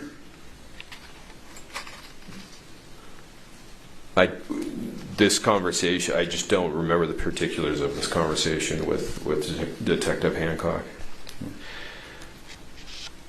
But do you recall at all, regardless of the conversation, that Sarah Zachary had primed cases on the set of Rust? If they're on the invoice and it's a dummy, or excuse me, it's a blank round, and I would include a primed case in a blank round invoice, because again, it's a consumable. I would not be surprised if they got primed case blanks, let's call them. Well, sir, don't you know that? Don't you know you provided that to Sarah Zachary? No, it was 2.5 years ago. But this was a traumatic event for everybody. You talked to you remember that, don't you? I remember it being traumatic. Yes, no, absolutely. You remember providing those cases because you discussed it for 5 pages in this. No, I don't remember. Do you recall during this conversation as well that you called a man named Troy Teskey? I've called Troy Teskey a number of times in the last 6 years. I'm asking you specifically, during the interview with Detective Hancock, November 1st, do you recall that you called Troy Teskey? In the interview room, yes, with Detective at the Santa Fe County Sheriff's Office, yes. Yes, because he was at lunch, you called him, you were trying to reach him. Yes, now I understand what you're talking about. Okay. And do you recall also calling Joe Swanson as you were sitting down with the detective? I do. And do you recall when you asked Joe Swanson whether he had put these in boxes, how many rounds he had made in total? He said about 700, is what you said. Do you recall saying that he had made about 700 rounds? I have a vague recollection of the conversation with Detective Hancock, yeah. And as you're talking to Joe Swanson and you ask him if they were in the box or the green ammo can, do you recall he's on the phone with you and you're asking if they were in the green ammo can, and you say, shh. Uh-oh, time to go to Judge Mom.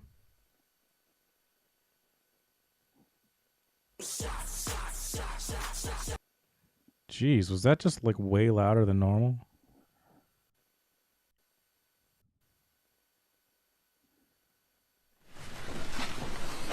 Okay, Mr. Kenny, do you recall you said, as you're on the phone, shit, shit, shit. I'm like, oh God, well, I mean, still trying, down. You recall saying that? Vaguely, yes. You also recall saying, you said it twice, you said, shit, shit, shit, well, she still didn't do her effing job. Do you recall saying that? That sounds like me. Okay. So, when you find out, and I don't want to get into what Mr. Swanson told you, but when you find out whatever you find out on the phone, you say shit, shit, shit twice. Why did you say that? I think I was worried that it was going to be some of these rounds that Thale had given to Troy Teskey and had been using, to shoot, right? Shooting live rounds, that somehow they migrated in some of Thale's leather or, through Hannah in some way, and that, again, we were going to be here saying Joe Swanson live ammunition when he's primarily 99.9% of the time he just provides movies and television shows with blanks and dummy rounds, and that's an uncomfortable situation for Joe Swanson. So you just gave a long explanation, and you just kind of tried to blame Hannah in that, didn't you, just now? How did I do that? Well, you gave the implication that you were worried that this was going to be some that Bill had and Troy was shooting, and again, that's to try to link it to Hannah, isn't it? No, okay. Just telling you my thought process at that point, trying to figure out where did the rust live ammunition come from, and was it going to point back to Joe Swanson? Okay, and do you recall on July 11, 2023, you interviewed with myself and Miss Morrissey? You recall that, sir? Yeah, the Zoom meeting. Yes, I recall that. And do you recall when I asked you the same question, shit, shit, shit? Why did you say shit, shit, shit? You said, I don't know. And that was the extent of your answer. You recall that? Yes. So back in July 11, 2023, your memory, would you agree with me, would be fresher to that time frame when you said it than it would be now?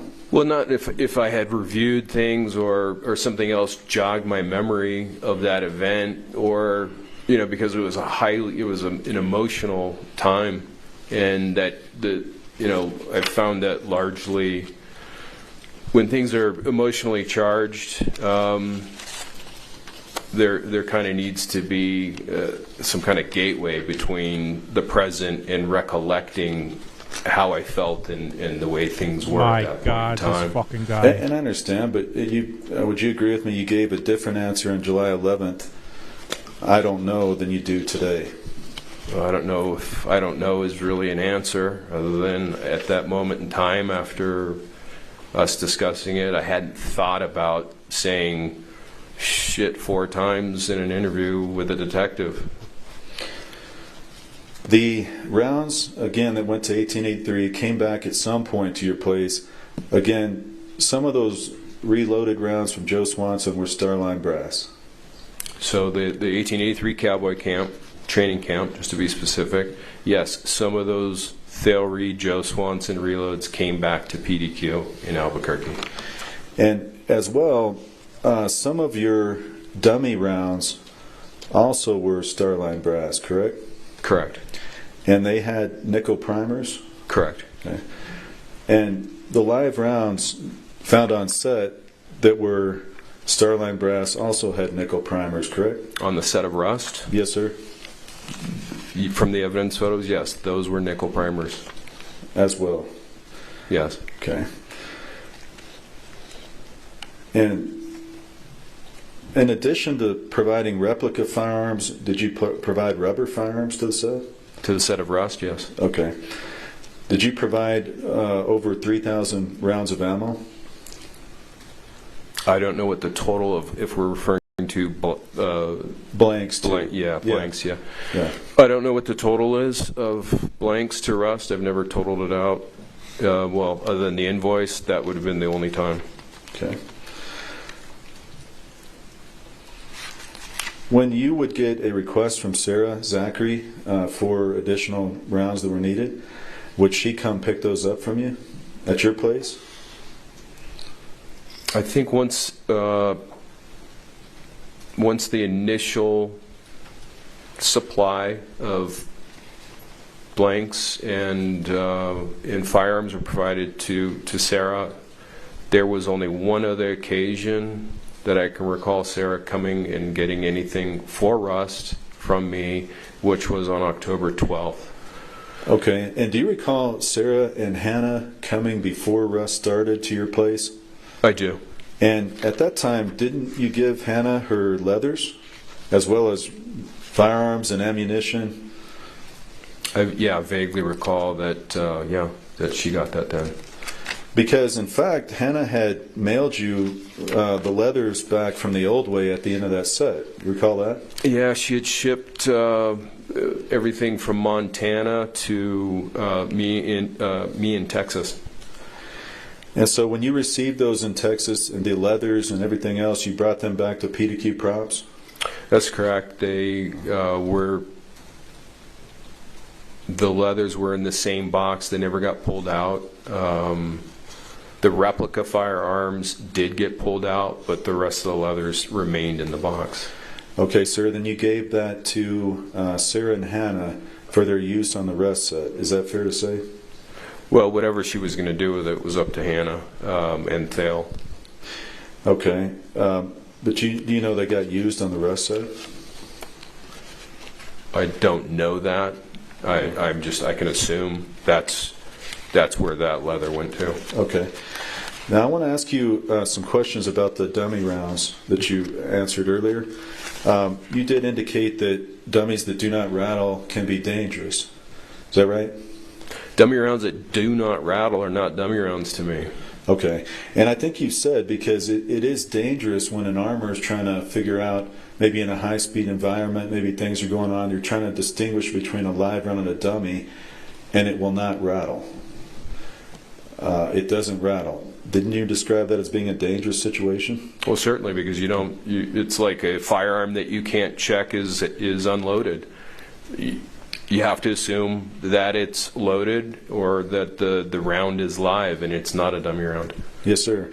And you also stated that you would not source those type of rounds like Denix rounds that do not rattle, right? That's correct.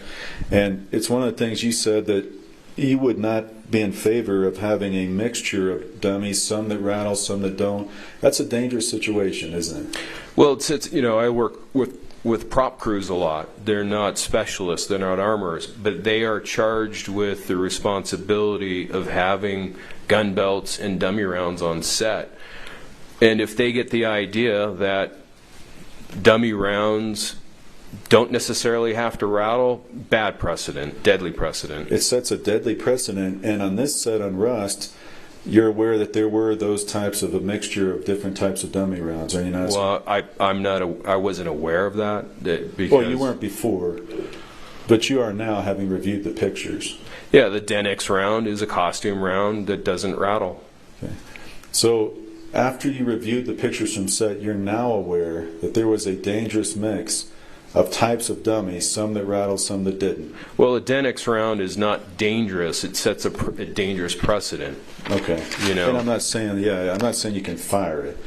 I'm just saying, in your words, it can set a dangerous precedent.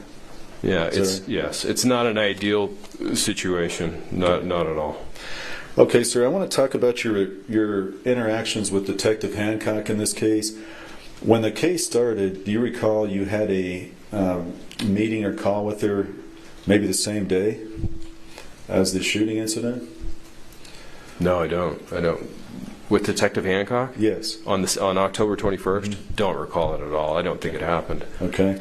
Do you recall that on the course of time after that shooting incident, you called Detective Hancock over 40 times? Yeah, it sounds about right. Do you think it might have been higher than that? Oh, definitely. Okay. And during that time, you're sharing information with her, she's sharing information with you, is that correct? Yes. Okay. And doesn't she share you materials from the investigation at times? Whoa, that detective is there. The first time that I think she showed me anything was when they were executing the search warrant on the prop truck. She was showing me, I think they were black and white, grainy photos. Okay. That was the first time I saw anything. Now, do you recall providing Detective Hancock some of the live rounds before the execution of the search warrant? I did. Okay.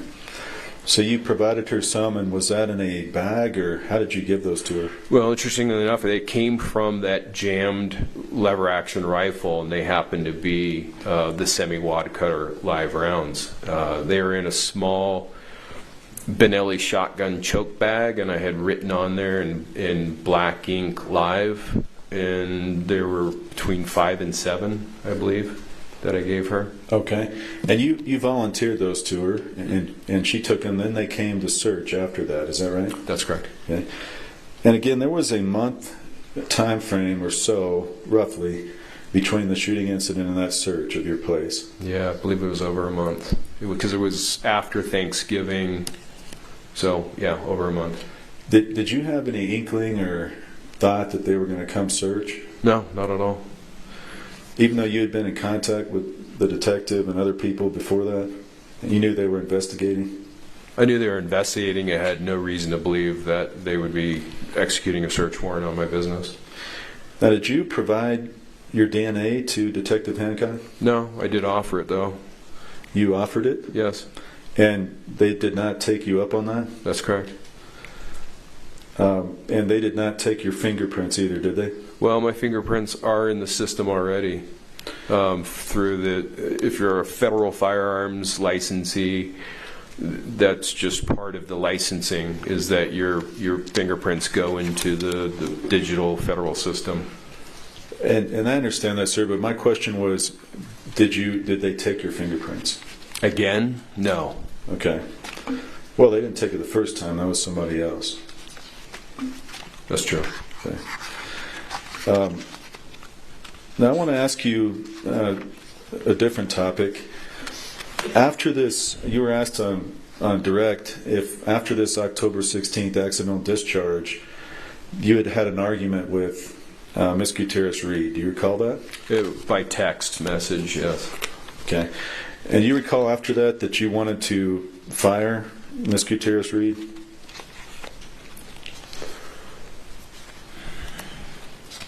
It wasn't that I wanted her fired, because it wouldn't be for me to fire her. She can tell me to go to hell all day long, and it wouldn't make a difference to the Rust production. It doesn't, I've got 5 sisters and 2 daughters. I'm used to it. So if Rust production is happy, and they were, Sarah Zachary said she's a great armor. That I've seen the defendant Hannah. She sent me the text message that the director had sent her after a big shootout on blank ammo shootout, big shootout. And Mr. Kinney, my question was pretty simple, and okay. Let me ask it again. Okay. You just testified that you did not want to that you did not want to fire Hannah. Is that your testimony?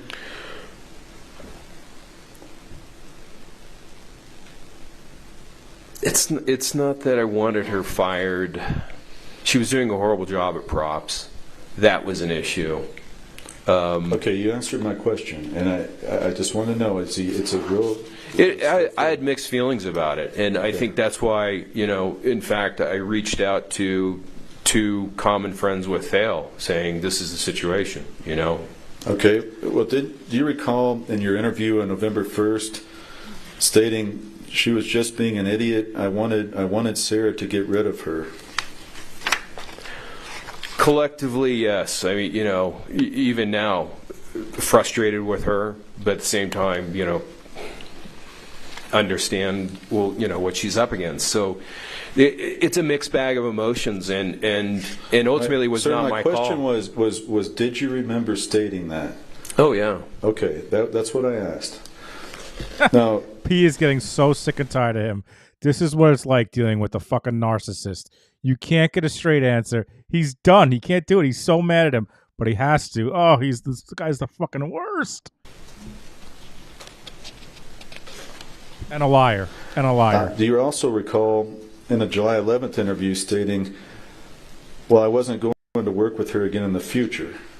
So you wanted her fired.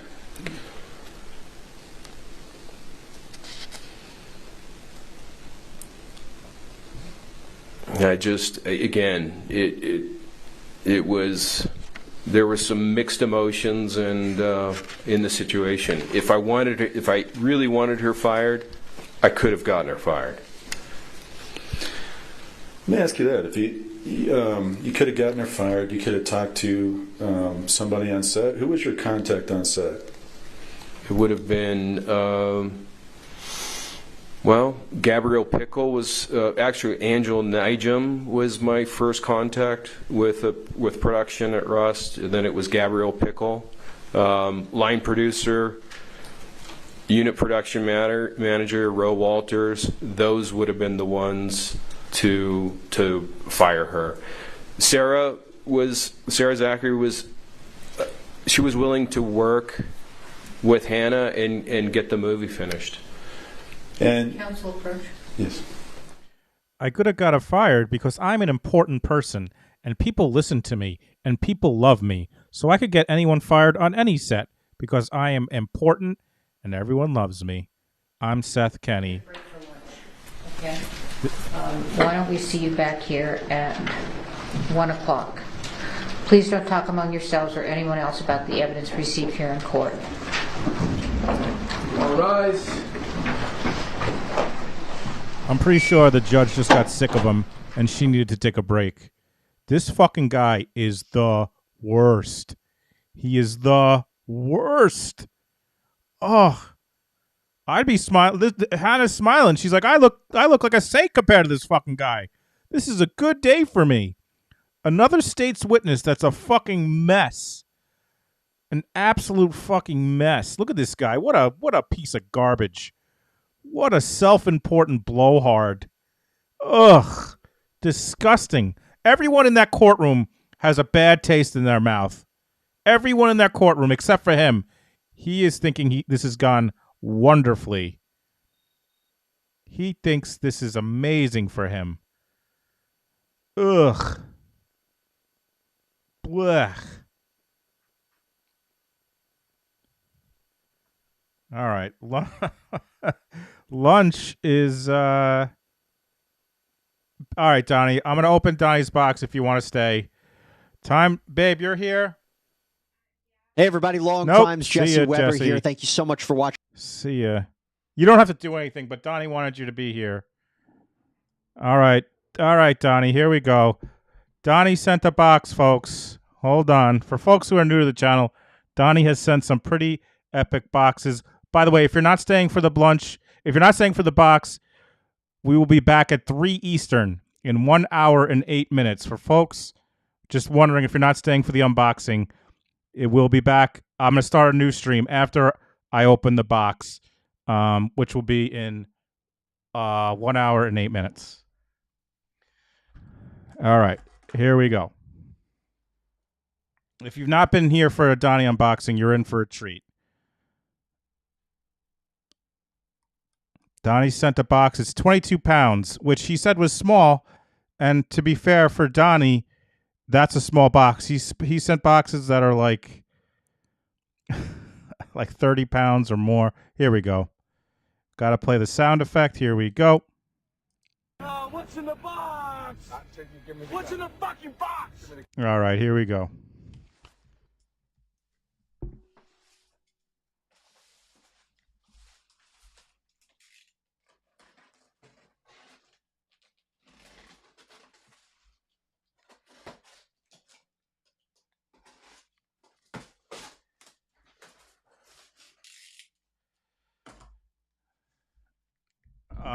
First of all, folks that don't know, Donnie, he wraps the presents. He wraps them. It's 21 pounds. All right, should I do the car? Here's a... All right, well, let's start off. We have a... I have a Hunan Delight, a menu for Chinese food from... I don't know where we have a. Let's start off with a Chinese food menu. That's what we. Why is this doing this? We got a Chinese food menu. That's how we're starting this box. Okay. Additionally, we have safety warnings for Uncle Mike's Sidekick holster. We have a safety warning for a holster. Safety warning for Uncle Mike's law enforcement body armor holster. Okay, so that's the second thing that's in here. All right, now we have a this is all together.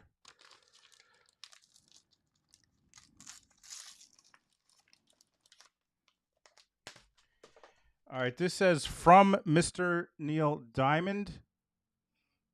Mr. Neil Diamond, $25. Diamond's not spelled wrong. You guys just don't know how to spell diamond.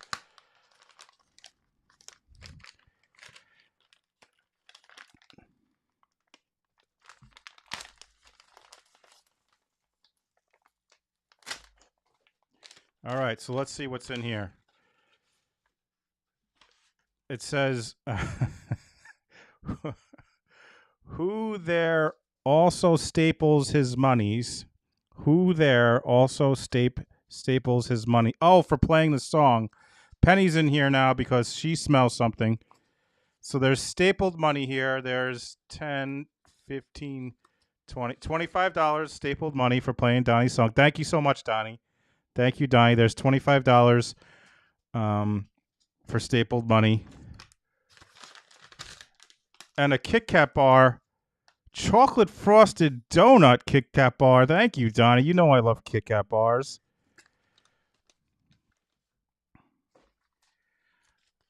And then I'm not going to show the whole address, but the bottom of the address says that he wrote says LOL Bing Bong. That's the bottom of the address.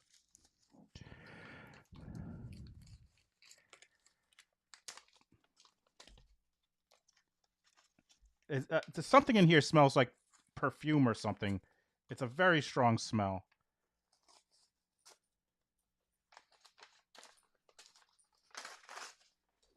Let me put the dog cam on because the dogs are in here too.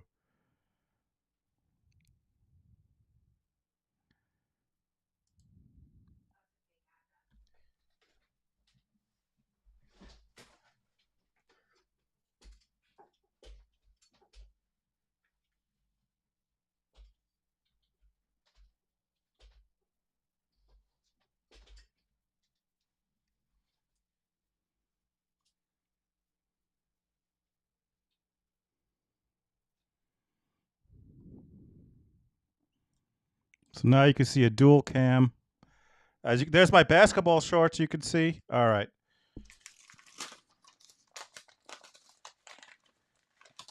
Here's a happy birthday card. Is it my birthday? No. But it's someone's birthday.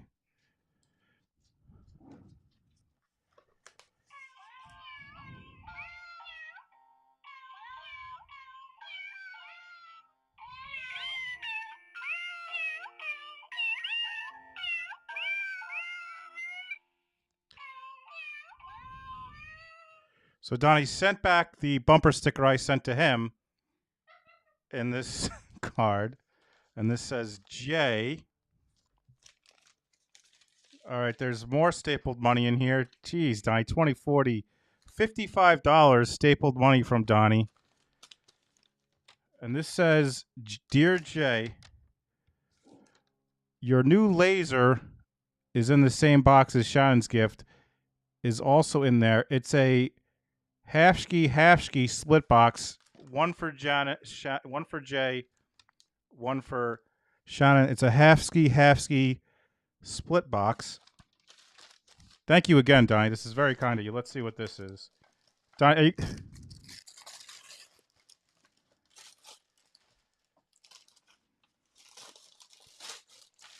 and now, of course, we have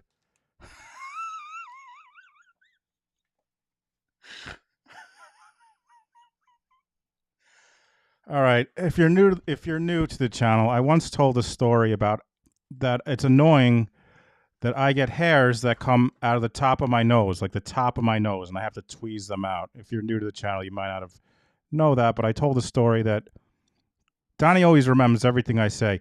I told a story that I have to like pick the nose out, like I get hairs at the top of my nose, and it's annoying. So what did Donnie send? For the top of your nose hair problem, with a picture of a nose and the hairs, with tweezers. So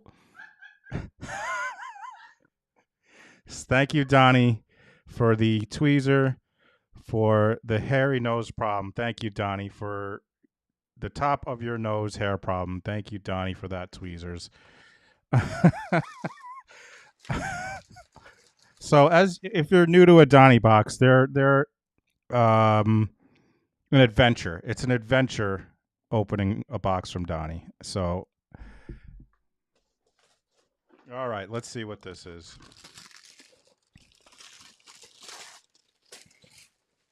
This box is half for me and half for Shannon, spelled with one M. Sometimes she spells it like that.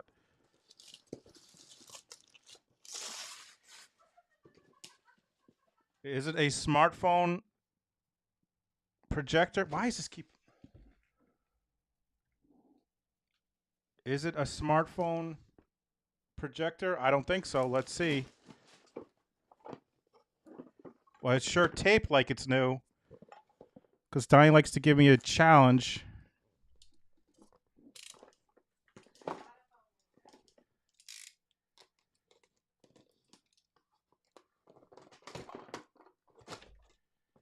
All right.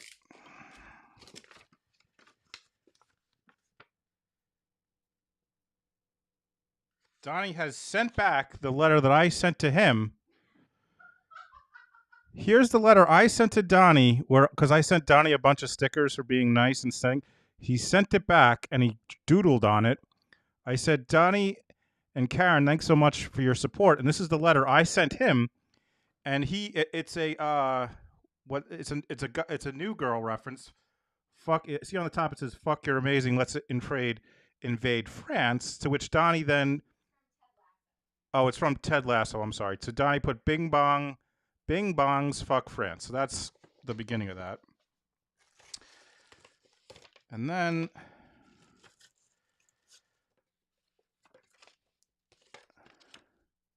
my new, in quotes, laser light.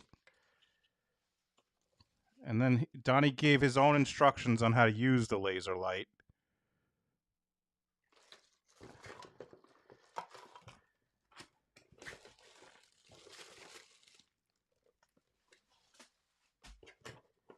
And this is the laser light. All right. Thank you for the laser light, Donnie. Thank you for the laser light.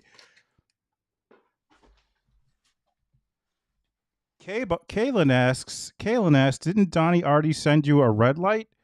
Yes, Kaylin, it's right here. Donnie once sent me this used red light, which I still have. So yes, you are correct, Kaylin. I'm not sure what half of that box was Shannon's. Maybe the light bulb?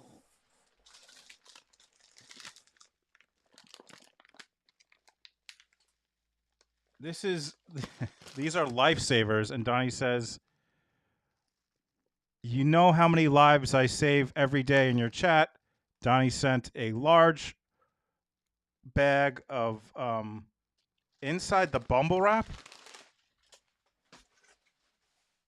See, how am I supposed to know this is a fucking gift, Donnie?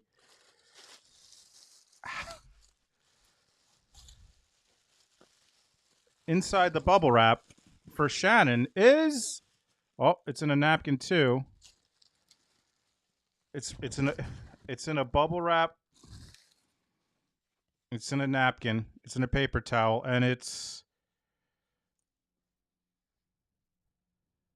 Donnie. What the fuck is this, Donnie? Donnie, what is this?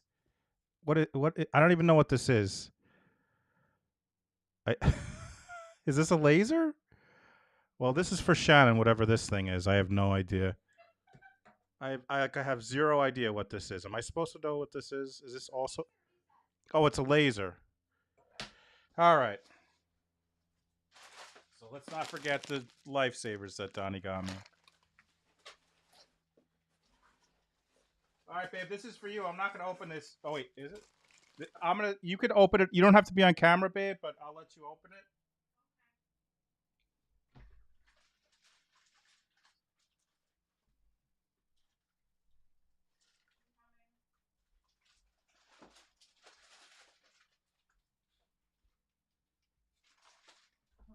All right, she's going to open that and she'll tell us what it is. She'll hand it back to me. Oh my God, are you supposed to send this in the mail? She's laughing and saying, are you supposed to send this in the mail?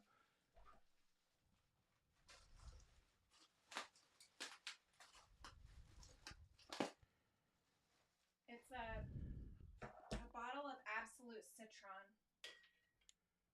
This is for you, too. Oh, whoa, this is a half. This is for babe. It's a bottle of Absolute Citron. That was very nice of you, Donnie. Thank you. That was very nice. Now she's.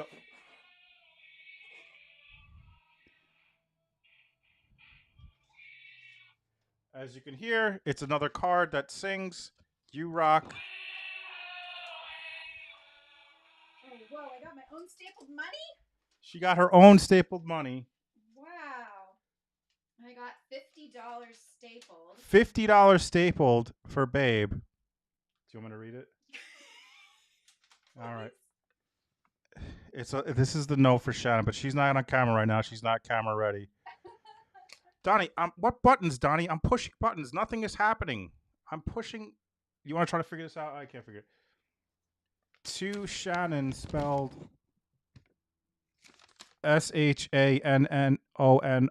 Shannon. I want to start by saying thank you for defending me on your live streams because of all the wars I've been having in these YouTube chats. You see, you have to understand a Donnie, like I say. Know a Donnie before you hate a Donnie. The small civil war I had is now complete up north. I'm moving on to much greener pastures. Thank you for your time and understanding. A Donnie. Mindful of the coutures. Mindful of the cultures. It is a laser. How did you figure out how to do I it? don't know. I just messed with All right, the laser works, Donnie. Thank you.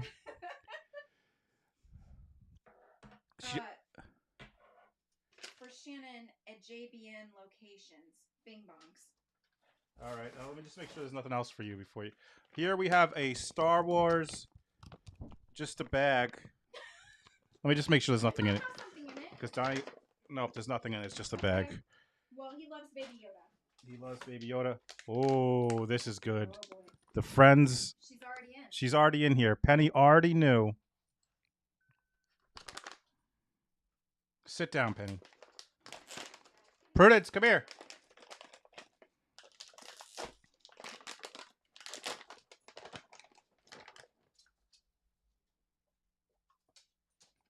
Sit down.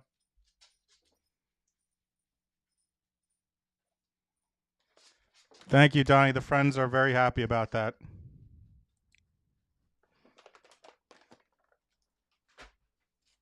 Guys, I'm not halfway done opening this fucking thing.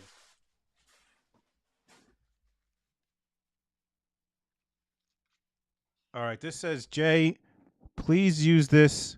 You might wonder what that says, but I know because I can translate. Donnie, immediately. Please use this immediately.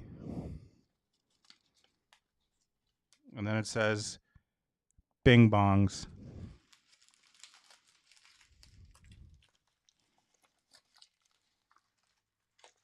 And as all the things that Donnie sends, it's wrapped in a paper towel.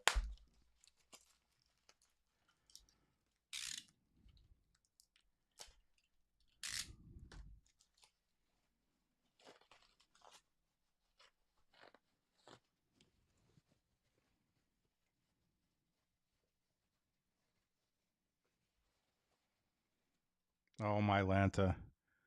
It's an air horn. Please use it immediately.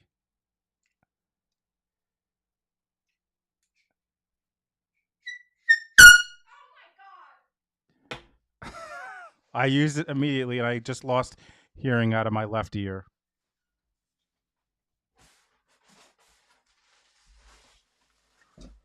This is for me.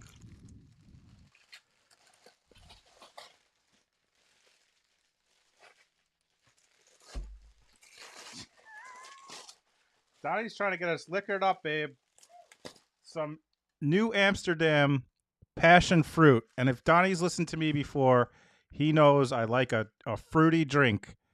So this is good for me. A nice fruity drink. New Amsterdam passion fruit. Thank you so much, Donnie. Prince, did she finish it? Yeah. Oh, okay. I seriously.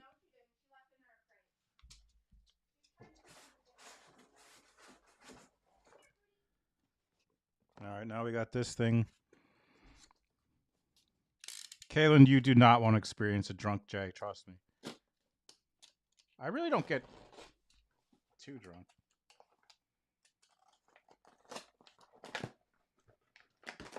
All right, what's in this box, you ask? What's in this box? Some soft white 40 use multi-watt bulbs. Yes. Babe's happy about that. Oh, babe, there's a Reese's egg in here. And also, this is for you. It's a glass. Donnie, this is a glass that Donnie was very careful in packaging in this paper towel. Here's your egg. Donnie has sent us like a whole set of dishes, one dish at a time. Oh my gosh, the post office didn't break it, but you about to. I almost broke it, but there it is. Ooh, That's fancy. There's a water glass for babe. That's for my citron. That's for your citron. Here's another egg. I really almost just broke that. If it didn't fall in the box, it would have broken.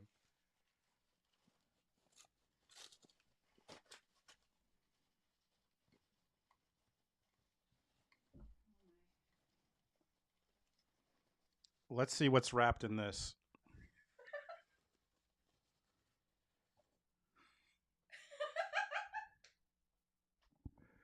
That's what was wrapped in there. And up to no good. Oh, up to snow good. Baby Yoda pet is the sensor. Up to snow good.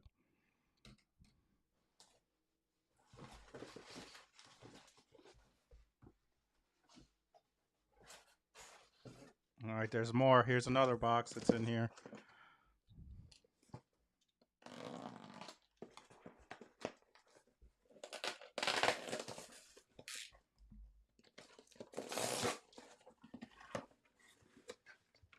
Some more of these light bulbs. And then my glass. I'm not going to open it because it'll break. This is my glass. Because I'll break it, I mean. You want to take it from me before I break it, please? Yeah. There's also a couple more Reese's eggs in here. And Snickers. Donnie, you're still here, right, Donnie? I don't want to make sure. I want to make sure I don't miss anything. Last time I messed up. I did. Here's some Ferrero Rochers. Is it Rocher? Oh, yeah. Ferrero Rocher. Ferrero Rocher. Thank you. Yeah, I agree. This is a good cleanser, Linda. She says this is what we need after Seth's performance. We all needed a break from that douche nozzle.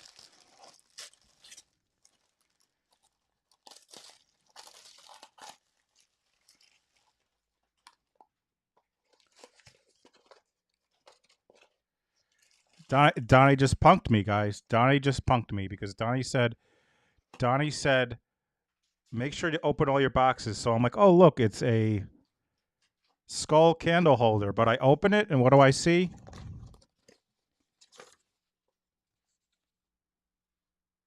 Yeah, there's nothing in here. Yeah, this nothing in here. So Donnie just punked me.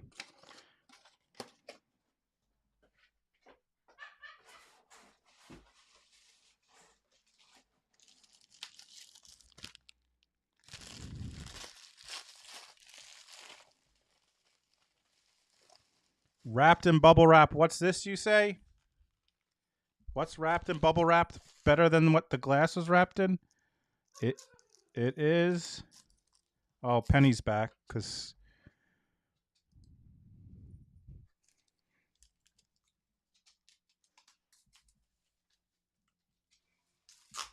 I mean, the top says Jif peanut butter, but I can't be sure that that's actually Jif peanut butter. So let's see. What are you eating, Penny? Get out of here.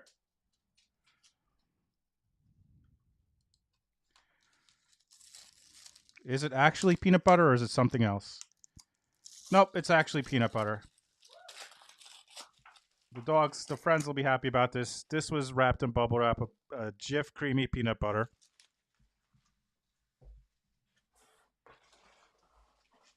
There's like 4 more things if you're wondering if we're almost done. All right, so this one is not only wrapped in wrapping paper, it's also in aluminum foil. It's a heart with some more Ferrero Rocher. Wait a sec. So I don't know. Donnie, is this what's inside this box? Why is it in this box? I don't, babe. Are there actual chocolates in that other box? Yeah, I already ate one. Well, this one is not. Oh God.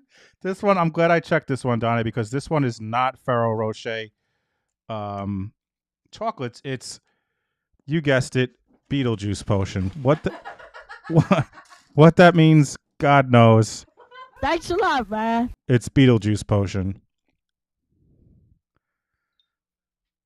And then on the back it says Witch's Brew.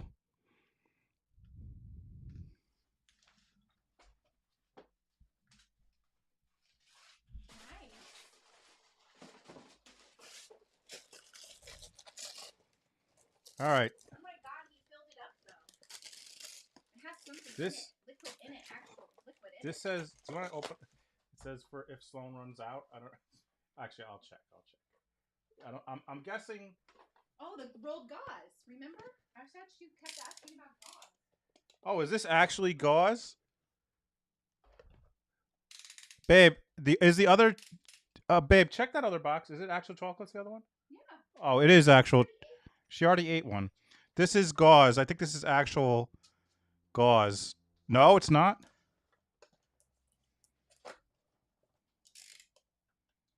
What are you saying no about, Donnie?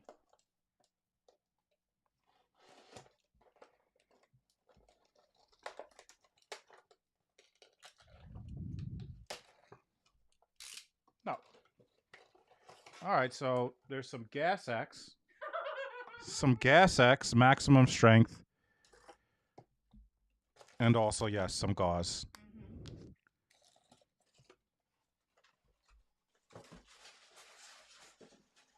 Three more to go.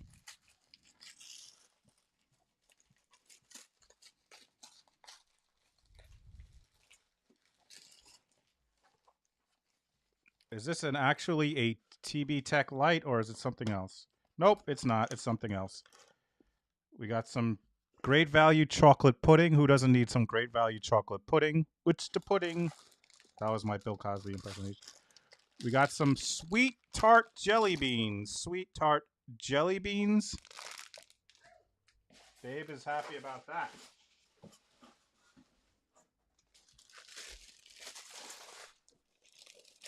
Now, is this a Monster 100-foot multicolor RGB? You're damn right it's not. Let's see what it is.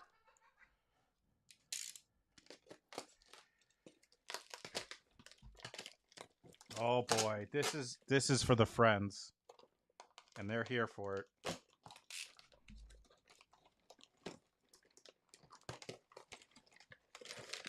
Check it out for the friends. Some chicken jerky, some rawhide sticks. They're happy. Look at Penny. You can see her right there. She's happy about this. This is what they were snoofling over here. Some more chicken jerky.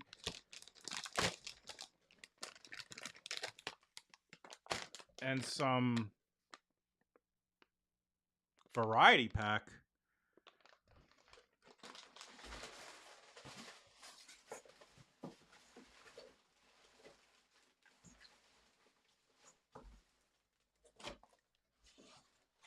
All right, folks. It's the finale. The finale. It's the last gift in the box. Donnie, thank you so much for sending this. This was very kind of you and Karen. Thank you both for sending it. Make sure, Donnie, make sure there's nothing I missed. I'm fairly sure there's nothing I missed, but this is it 200 mini lights? I'm going to guess it's not 200 mini lights. Why is my camera? Let's take a look.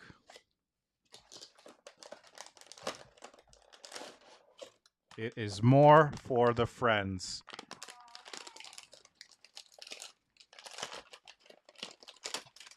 Spirals. I'll give it to them right now. Let's get the full screen on the friends. Spirals. There we go. Spirals. Variety.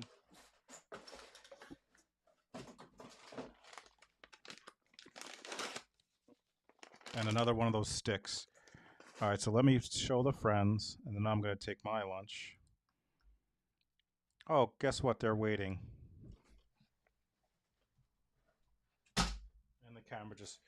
camera just fell over. All right, forget it. I'm just gonna. All right, Donnie. Me and Shannon. Babe, you want to come over here and just say thank you? You don't have to come on the camera.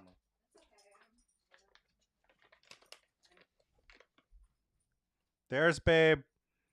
Thank you so much, Donnie. We really appreciate you. Look out for a premiere. I'm probably going to have a drink now, Donnie. Maybe a little bit.